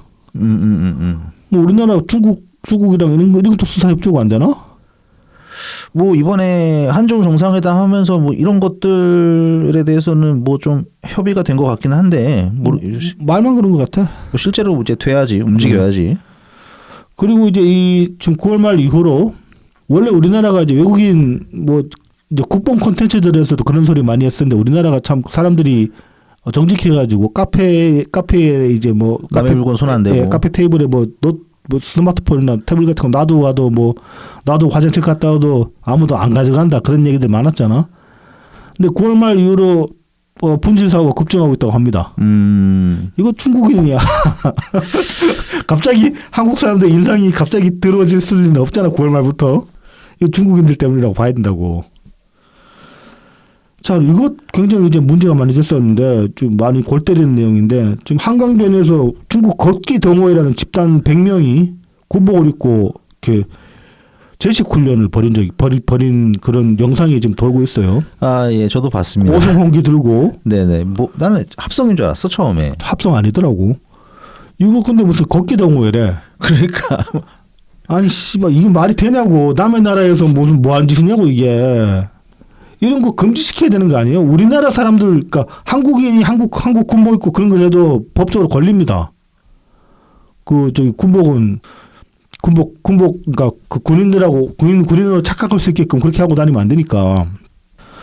근데 이런 거 다 냅두고 무슨 뭐 중국 혐오 방지 뭐 이런 것만 얘기하면 뭐 먹히겠냐고. 아무튼 일단 개짓거리들 하고 있다.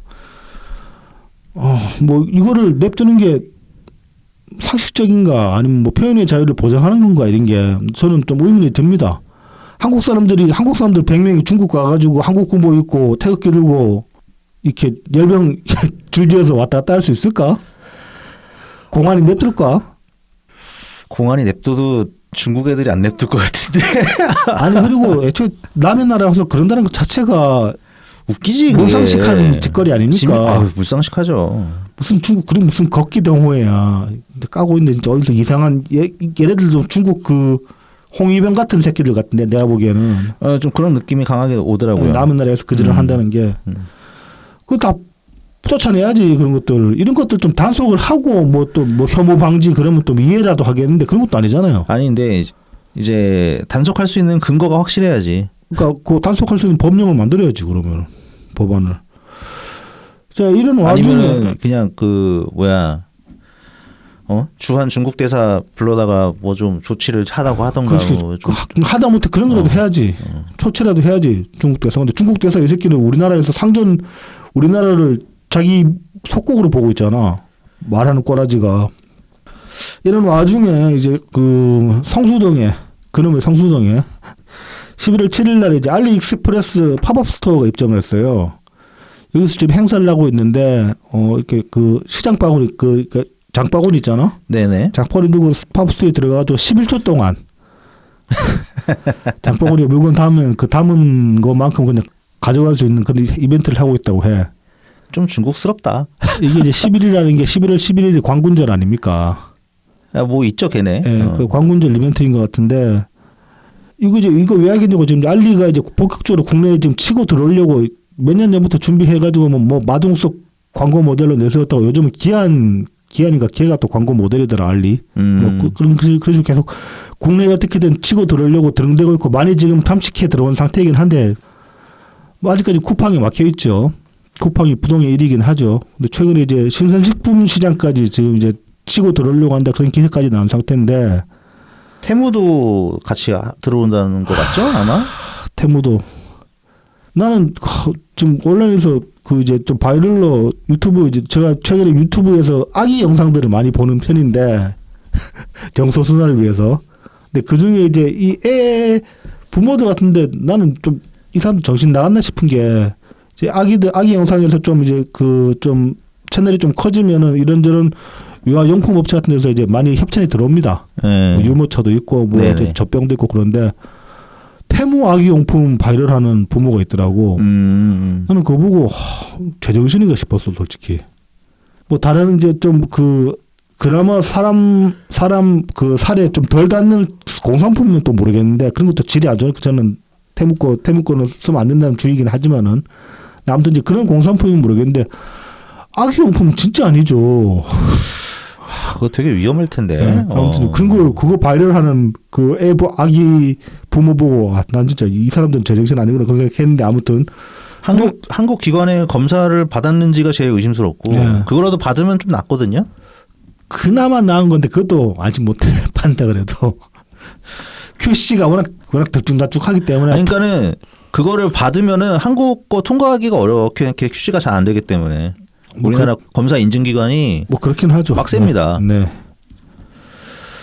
아무튼 이제 이런 식으로 알리가 지금 본격적으로 치고 들어오려고 들응대고 있고 다른 것도 신선식품 시장까지 지금 이제 뭐 CJ랑 협약 맺었나 그래가지고 들어오려고 하고 있는 상황인데 이 와중에 이제 민노총이 지난주에도 이제 잠깐 언급했지만은 지금 야간 배송 특히 쿠팡에 로켓 배송 걸고 넘어지고 있는 상황이란 말이죠.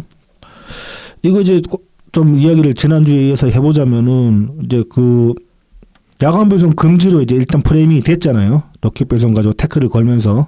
네네. 그랬더니면은 이제 민노총이 말장난을 합니다. 우리 야간 배송 금지 얘기한 적 없다. 우리가 얘기한 거는 초심야 배송이다. 진짜 말장난이네. 네. 초심야 배송에서 0시부터 5시까지 배송만 금지하면 된다. 우리의 야간 배송이 바로 이 시간입니다. 그렇지.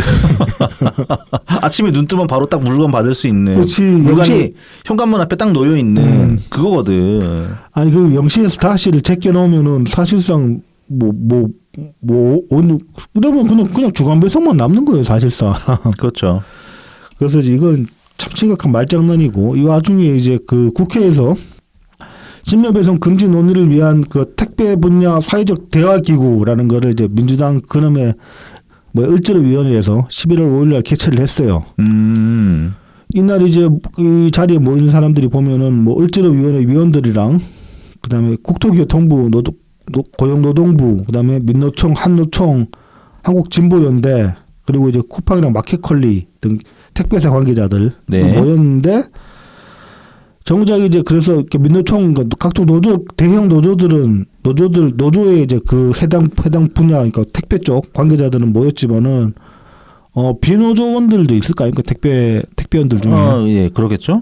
이제 이 비노조원들의 어떤 연합이라고 할 수 있는 그 네이버 밴드가 있어요. 비노조 연합이라고. 여기가 이제 회원 수가 한 6천 명 정도 되는데 이 네이버 밴드의 대표로 이제 김슬기 씨라는 이제 택배 기사분이 이 자리에 또 참가를 했어요. 그래서 일찍 가서 이제 자리에 앉아 있었는데 회의 시작하니까 이 사람을 쫓아낸 거야, 김슬기 씨를. 우리가 안 불렀다고 당신이 초대받지 못했다 그러고 쫓아내버린 거야. 그러니까 상당히 골 때리죠. 지금 왜냐하면은 다른 것보다 지금 이 쿠팡 특히 이제 이 쿠팡 그 로켓 배송 기사분들 같은 경우는 민노총 소속도 아니고 그다음에 쿠팡 자체 노조 소속인 경우도 있지만 아예 노조 소속 아닌 경우도 꽤 있거든요. 그러면은 이 택배사는 뭐죠? 쿠팡이랑 컬리 택배사라는 거는? 그러니까 이 회사 관계자들, 회사 관계자들, 경영 쿠팡 관계자, 경영진들이 마켓컬리 관계자, 경영진들이 참가를 한 거죠. 그래서 그리고 이제 더구나 지금 쿠팡 같은 경우는 민노총 소속이 아닌 그 자체 노조가 있어요. 쿠팡 친구 노조라고 해가지고 이제 이 쿠팡 직고용 배송 기사분들이에요. 그러니까 이분들 노조가 따로 있는데 이분들도 초대를 안 했어. 오히려 이 사람들이 당사자 아닌가? 당사자죠. 그러니까 당사자 대표랍시고 민노총이나 한노총 애들만 불러온 거야. 뭐 한국 진보연대 이런데 굳이 왜 있어? 그러니까 있을 이유가 없는데. 이분은 반드시 계셔야지. 쿠팡 친구 노조. 예. 뭐 그리고 김슬기 노조 이 비노조 연합회 대표로 나가신 그렇죠. 이분도 가서 한마디 할 수 있는 거죠. 충분히. 당연하지. 예. 근데 뭐 초대 안 했으니까 나가라 그러고는 이게 이제 좀 보도가 되고 나니까 다음에는 뭐 함께 할 수 있는 방법을 찾겠다. 지랄하고니 뭐 방법을 뭘 찾아 그냥 오라 그러면 되는 거지. 그럼 뭘 씨발 어려워? 이게? 어렵나 보지.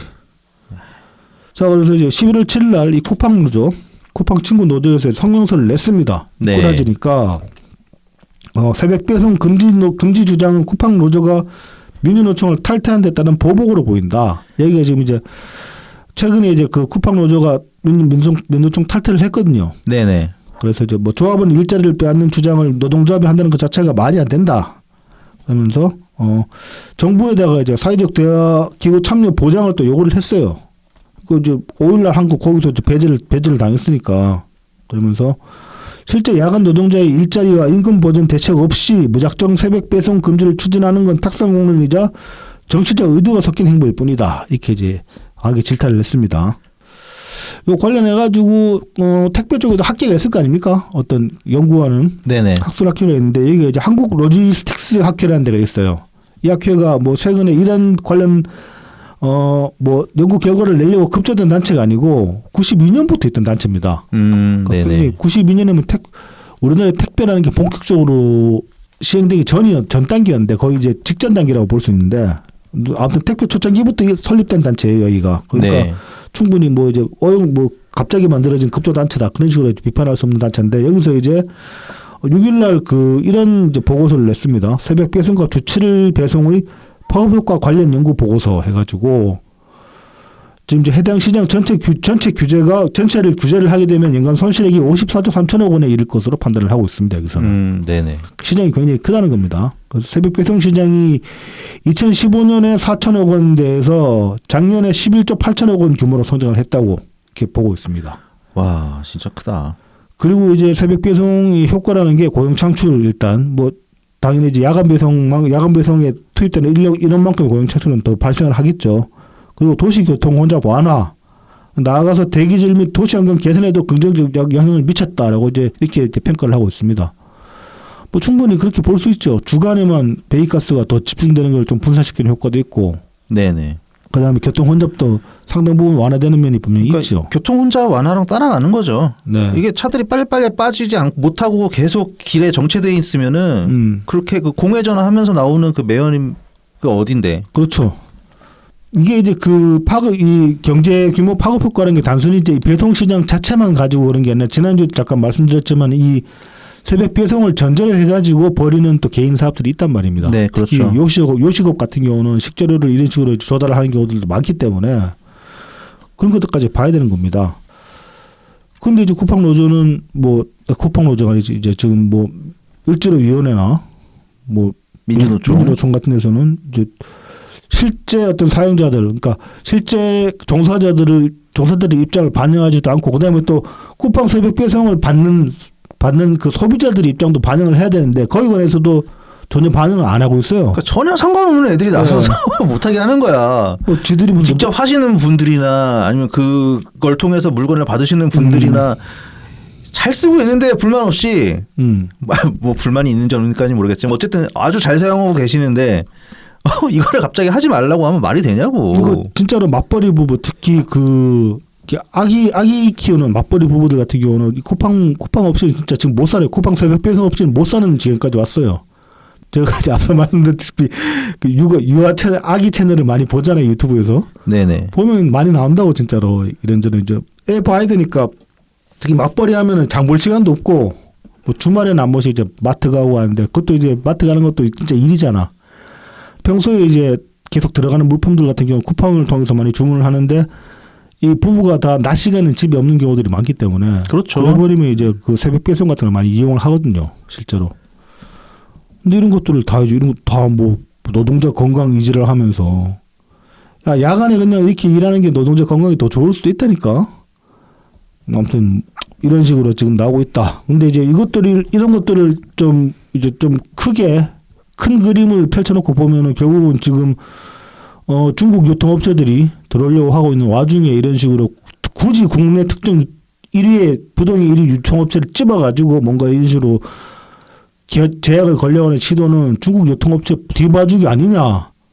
아니면은 민주노총 나갔다고 갈구는 거냐. 두 가지 상황이 다 가능한 거죠. 다 가능한 거죠. 네. 그게 정말 동시에 벌어질 수도 있는 거고. 나는 민주노총이 짱깨 돈 먹었을 거라고 생각합니다. 지금 이꼬라지까지 간 거 보면은 걔네들이 안 그랬을 리가 없어. 당연하지. 북한 돈도 받았던 애들인데. 그러니까. 자, 이어서 돈 이야기를 한번 조금 해봅시다. 북한 돈 말씀하시니까. 이거 민주노총 북한 돈 이야기는 그 충북 간첩단 사건을 참고하시면 됩니다. 그렇습니다. 네네네. 실제로 들어간 근거 없는 얘기가 아니고요. 그렇습니다. 네. 그리고 충북 간첩단 사건은 뭐 윤석열 정권이 조작한 사건도 아닙니다. 이거 문재인 정부 때 수사 들어간 사건이에요. 네네. 자, 이제 이번 주에 그 경성수지 관련해서 지금 이제 보도가 나온 게 있는데 이거 이제 일단 이걸 왜 다루는지부터 먼저 말씀을 드려야 될 것 같아요. 최근에 이제 SNS상에서 저는 이제 그 기사를 보자마자 이거 또 개딸들이 정말 물겠구나. 불어서 또 광팔려고 들겠구나 그런 생각을 했거든요. 지금 이제 말씀드릴 이 기사를 가지고 뭐 이재명 정부가 잘해서 봐라 경기 살아나지 않냐 이런 식으로 이제 개딸들이 말도 안 되는 소리를 하고 있는데 그거 아니다라고 반박하기 위해서 지금부터 드릴 말씀의 내용을 이제 소개를 하는 겁니다. 11월 6일자리 뉴스원에서 이런 기사를 냈어요. 반도체 슈퍼사이클 효과 9월 경상수지 135억 달러 흑자 역대 2위. 그래서 경상수지 굉장히 크게 흑자를 봤다. 네네. 이런 내용이고 뭐 9월 기준으로는 사상 최대고 반도체 승용차 호주의 수출이 9.6% 증가했다. 9월 달에. 그래서 1월에서 9월 사이에 누적 그 828억 불 흑자를 봤기 때문에 올해 1,100억 불 목표 달성 가능성이 높아졌다. 뭐 이런 네. 이제 굉장히 긍정적인 내용의 기사입니다. 일단 이제 경성수지가 뭐냐? 저는 이제 경제과를 안 나왔기 때문에 전혀 이런 거에 대해서 문의 아니기 때문에 일단 좀 짚어보자면은 국가 간 이루어지는 모든 거래 수입에서 지출을 뺀 차익을 말합니다. 그러니까 이제 뭐 무역 수지는 상품 수출입 금액만 집계를 하는데 경상 수지는 상품 수출입뿐만 아니라 뭐 서비스도 있고 금융 왔다 갔다 하면서 임차도 왔다 갔다 하고 그런 모든 것들 다 합쳐가지고 우리나라에 들어온 달러랑 나간 달러에 이제 그 들어온 달러에서 나간 달러를 뺀 그 숫자를 경상 수지라고 하는 겁니다. 그래서 이제 무역 수지와는 별도 개념입니다. 왜냐하면 일단 집계 기관이 달라요. 경상 수지는 한국은행에서 집계를 하고 무역 수지는 산업통상자원부에서 집계를 합니다. 네네. 그리고 산정 방식에도 좀 차이가 있는데 뭐 이런 것들은 지금 다 따지다면 너무 길어지니까 일단 제껴놓고 아무튼 경상 수지라는 게 그런 식의 개념이다. 그래서 경상 수지 흑자가 그러면 경기를 그대로 반영한 지표냐? 이걸 따져보면 되잖아요. 지금 이재명이 잘하고 있다고 광을 팔고 있으니까 이거는 단순화시켜서 평가하기 어렵습니다. 왜 그러냐? 우리가 이제 가장 성장을 크게 했던 시기가 1960년부터 80년대까지 말 그대로 고도 성장의 시기였잖아요. 이때는 연 성장률 10% 넘어가는 시절도 있었고, 네네.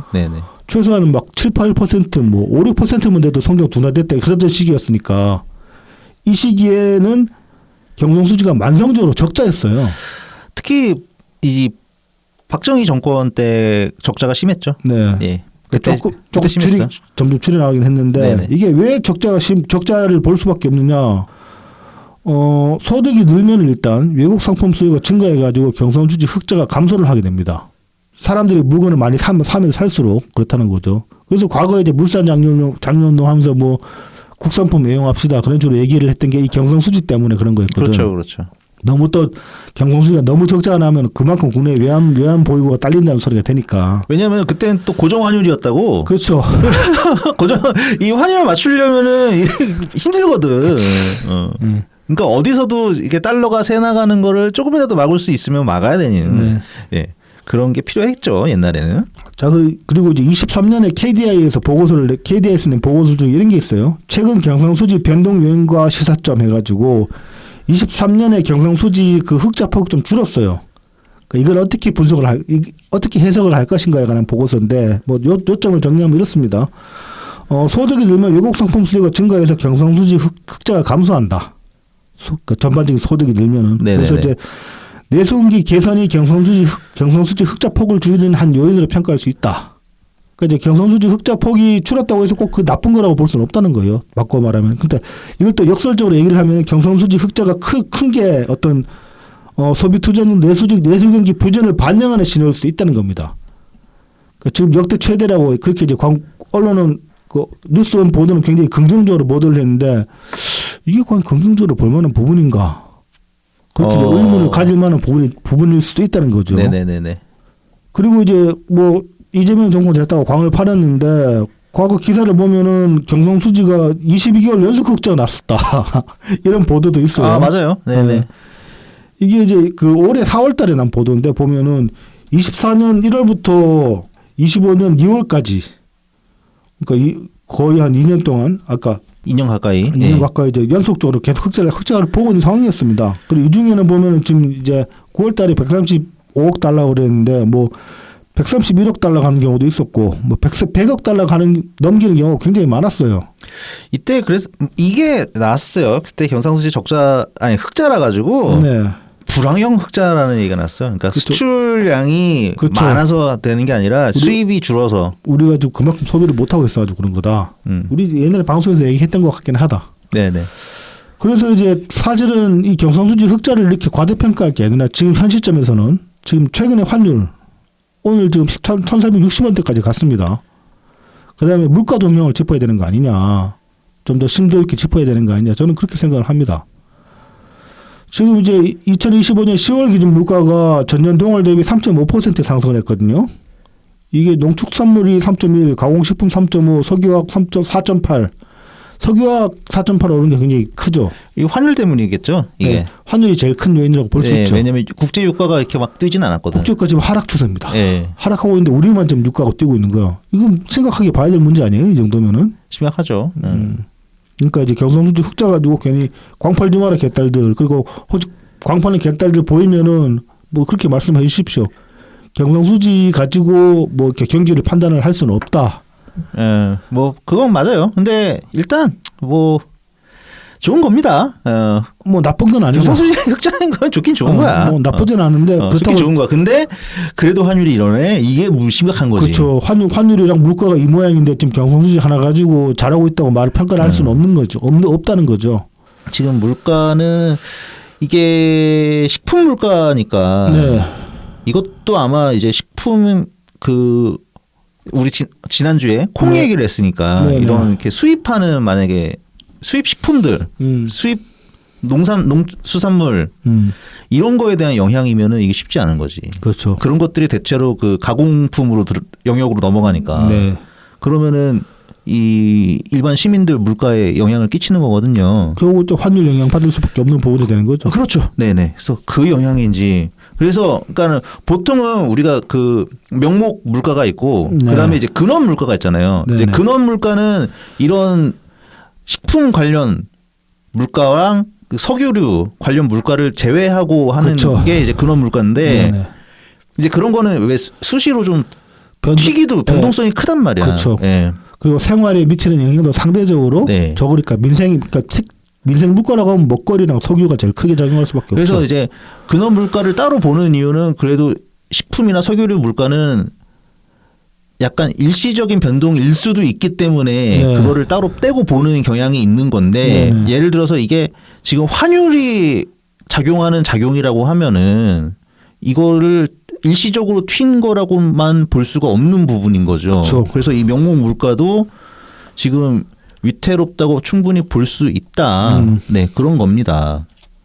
아까보다 환율 때문에 네, 그렇습니다. 지금 이제 뭐 1,500원 가는 거 아니야? 지금 그런 말 나오는 상황인데 윤석열 때 1,400원 넘어간 거 가지고 민주당이 그렇게 난리를 쳤는데 지금 여기서 입 닥치고 있는 건 말이 안 되죠, 사실.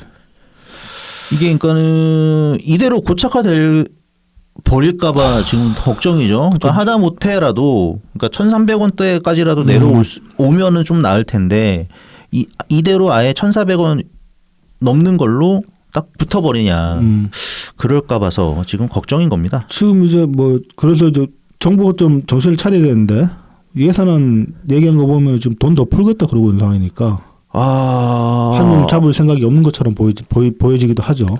그러니까 728조라고 합니다. 네. 그 이번에 이제 시정 연설에서 나온 걸로 하면 그러니까 보통 이제 700조 넘어가는 건 보통 추경까지 합쳤을 때 그 정도 나왔었는데 근데 추경도 안 하는 일반 예산이 그렇다는 거잖아요. 본 예산이 네, 본 본 예산이 예산이 728조라는 건데 작년 그러니까 올해죠 올해 네. 올해 본 예산이 673조예요. 네.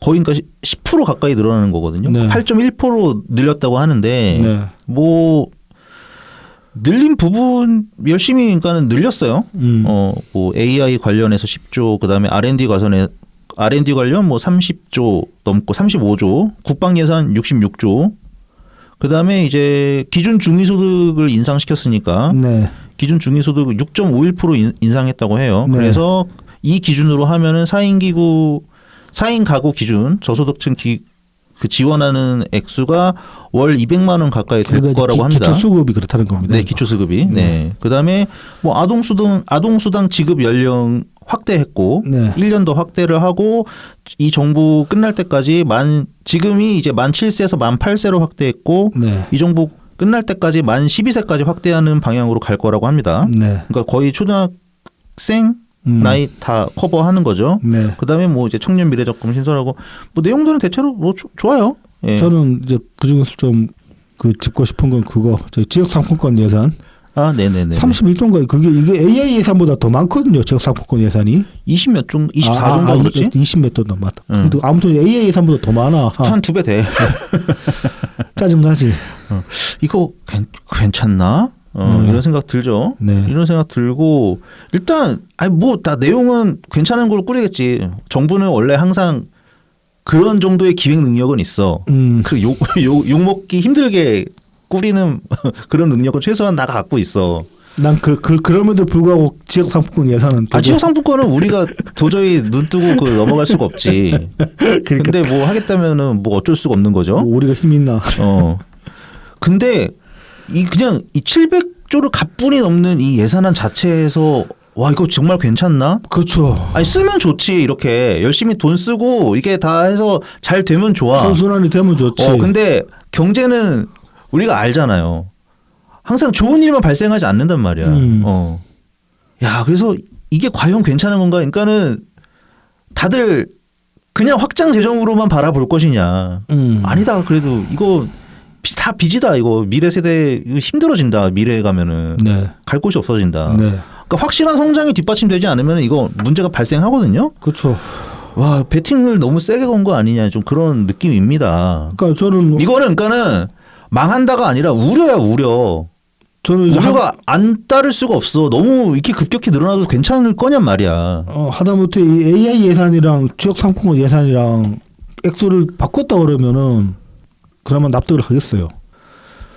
그리고 또 AI 관련 10.1조 그런데 저는 이것도 좀 그런 게 지금 AI 관련해 가지고 이 정권이 엄청 광팔았던 게 저기 뭐 젠슨왕도 우리나라 들어오고 하면서 뭐 저기 GPU 대량 확보했다 그런 걸로 광팔고 했잖아요. 근데 지금 AI 산업을 육성을 하려면 GPU만큼 중요한 게 발전 시설이란 말이야. 아 그렇죠. 근데 지금 그거를 무슨 태양광 대체해주라고 또 미친 개소리를 하고 있는데 태양광이랑 풍력으로 택도 없는 소리죠. 지금 그 원전 안 지으면 답 없거든요. 하다못해 원전 아니면 화력 발전소 지어야지 안 그러면 답 없는데 지금 그거를 지금 대체 에너지로 하겠다고 하고 있으니 지금 그것도 그런 어떤 그 프로파간다에 맞출 정책을 끼워 맞추려고 얼마나 이상한 짓을 할 건지 나는 그것도 좀 되게 걱정스러워. 답답합니다 진짜. 네, 영국이 무슨 꼴 났는지를 모르신단 말입니까? 영국이 그 브렉시트 이후에 개박살나게 된 큰 이유 중에 하나가 영국 산업 구조가 개판이 되어버려서 그런 거 아닙니까? 제조업 다 죽여놓고 금융 서비스 쪽으로 뭐 그 체제를 전환하겠다 그랬는데 제조업은 어떤 상황에서 국가의 근간이에요.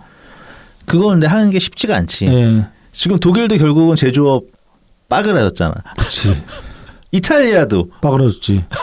그러니까 그게 누가 다 정답이라고 볼 수는 없는 거야. 근데 그러니까 어려운 거야. 그만큼 어려운 거야. 선진국이 되면 제조업은 어려워지는 게 거의 그냥 지금까지의 흐름이야. 이탈리아나 독일의 제조업이 왜 빠그라졌냐면은 걔네들은 진짜 멍청한 선택을 한 게 이탈리아나 독일의 제조업은 럭셔리 산업입니다. 이탈리아에서 중저가로 이렇게 중국처럼 중저가로 물건 싸게 왕창 찍어서 파는 그런 제조업 체제가 아니란 말이야. 거기는 럭셔리 산업이었는데 럭셔리 산업에서 가성비를 추구하면서 중국 자본 끌어들이고 중국에다 하청을 주고 하니까 똥망하는 거예요. 아니 근데 그건 피할 수가 없어. 오히려 그 지난 10년 동안 전 세계 글로벌은 그 중국이 왜 전 세계 공장이 되었겠습니까? 그걸로 지금 전 세계가 움직인 거야. 근데 그 예전에는 뭐 한국, 대만, 일본 이런 나라들 가지고 제조업이 움직였던 거고. 그래서 벗어날 방법을 찾았어야지. 그러니까 지금 찾는 거야 지금. 근데 늦었지. 근데 아니 어쩔 수가 없었다니까. 그 물가를 그러면 중국이 만들지 않으면은 그만큼 더 비싸게 럭셔리인데. 그럼 당연하지. 아니 일반 우리가 쓰는 거 전부 국산화되면은 가격이 올라간다고. 그러니까 독일이나 이탈리아에서 상징적으로 그러니까 내수 돌리는 거 말고 걔네들이 그 주력 산업을 밀어붙였던 제조업들은 다 럭셔리 산업이란 말입니다. 피아트 자동차 전 세계적으로 수출이 아니죠. 자동차 그런 거 몇 개만 가지고 할 게 아니죠. 아니 뭐 명품도 마찬가지죠. 아니 그러니까 그것만 가지고 할 게 아니지. 생활용품이나 이런 것들도 있긴 있었단 말이야.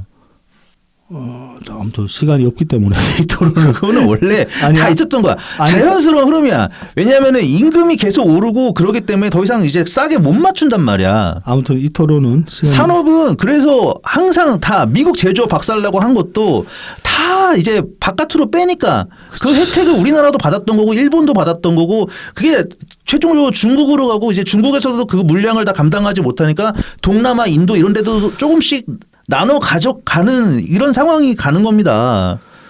그런데 이제 그 와중에 트럼프는 자기 자국 제조업 살리겠다고 그러는데 나는 그거 실패할 거라고 보거든요. 그러니까 이상한 건 아니야. 네. 그렇게 되기가 굉장히 어렵다는 거지. 네. 지금의 흐름을 완전히 이제 반대로 가야 되는데 그러면은 그거를 이제 사람들이 참을 수 있느냐 이거지. 참을 수 이거는 말이 너무 길어져서 다음 주에 얘기를 좀 해봅시다.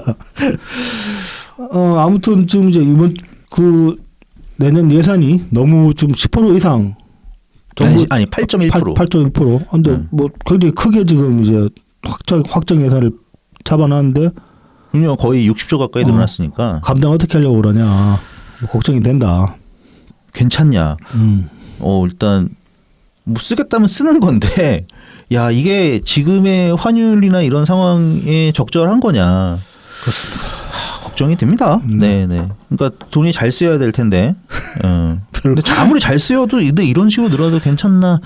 하는 겁니다. 그리고 AI 예산 같은 거는 저거 진짜 AI 예산이나 뭐 지역 사업공고 예산 같은 거는 그냥 돈 갖다 버리는 것이 싶은데 앞만 봐도 그런 생각이 듭니다. 젠스낭이 그 삼성이랑 이제 현대 정의선이랑 이재용이랑 만나서 맥주 한잔 했잖아요. 치킨에 거기에 숟가락 얹을 거 없습니다. 그거 삼성이랑 현대가 괜찮으니까는 같이 한번 협업하고 해보려고 그냥 들어온 겁니다. 그렇습니다. 별거 없어요. 정부가 할 게 뭐 있어. 뭐 이재명은 뭐 나도 거기 있을 수 있는데 그딴 개소리하고 있는데. 있었어야지. 있었으면 좋았지. 근데 걔네들이 싫어했을지도 몰라. 자 그러면 다음 주에 찾아뵙겠습니다. 이야기를 다 해봤지만 깝깝하기만 하네. 네 감사합니다. 다음 주에 찾아뵙겠습니다. 네, 감사합니다.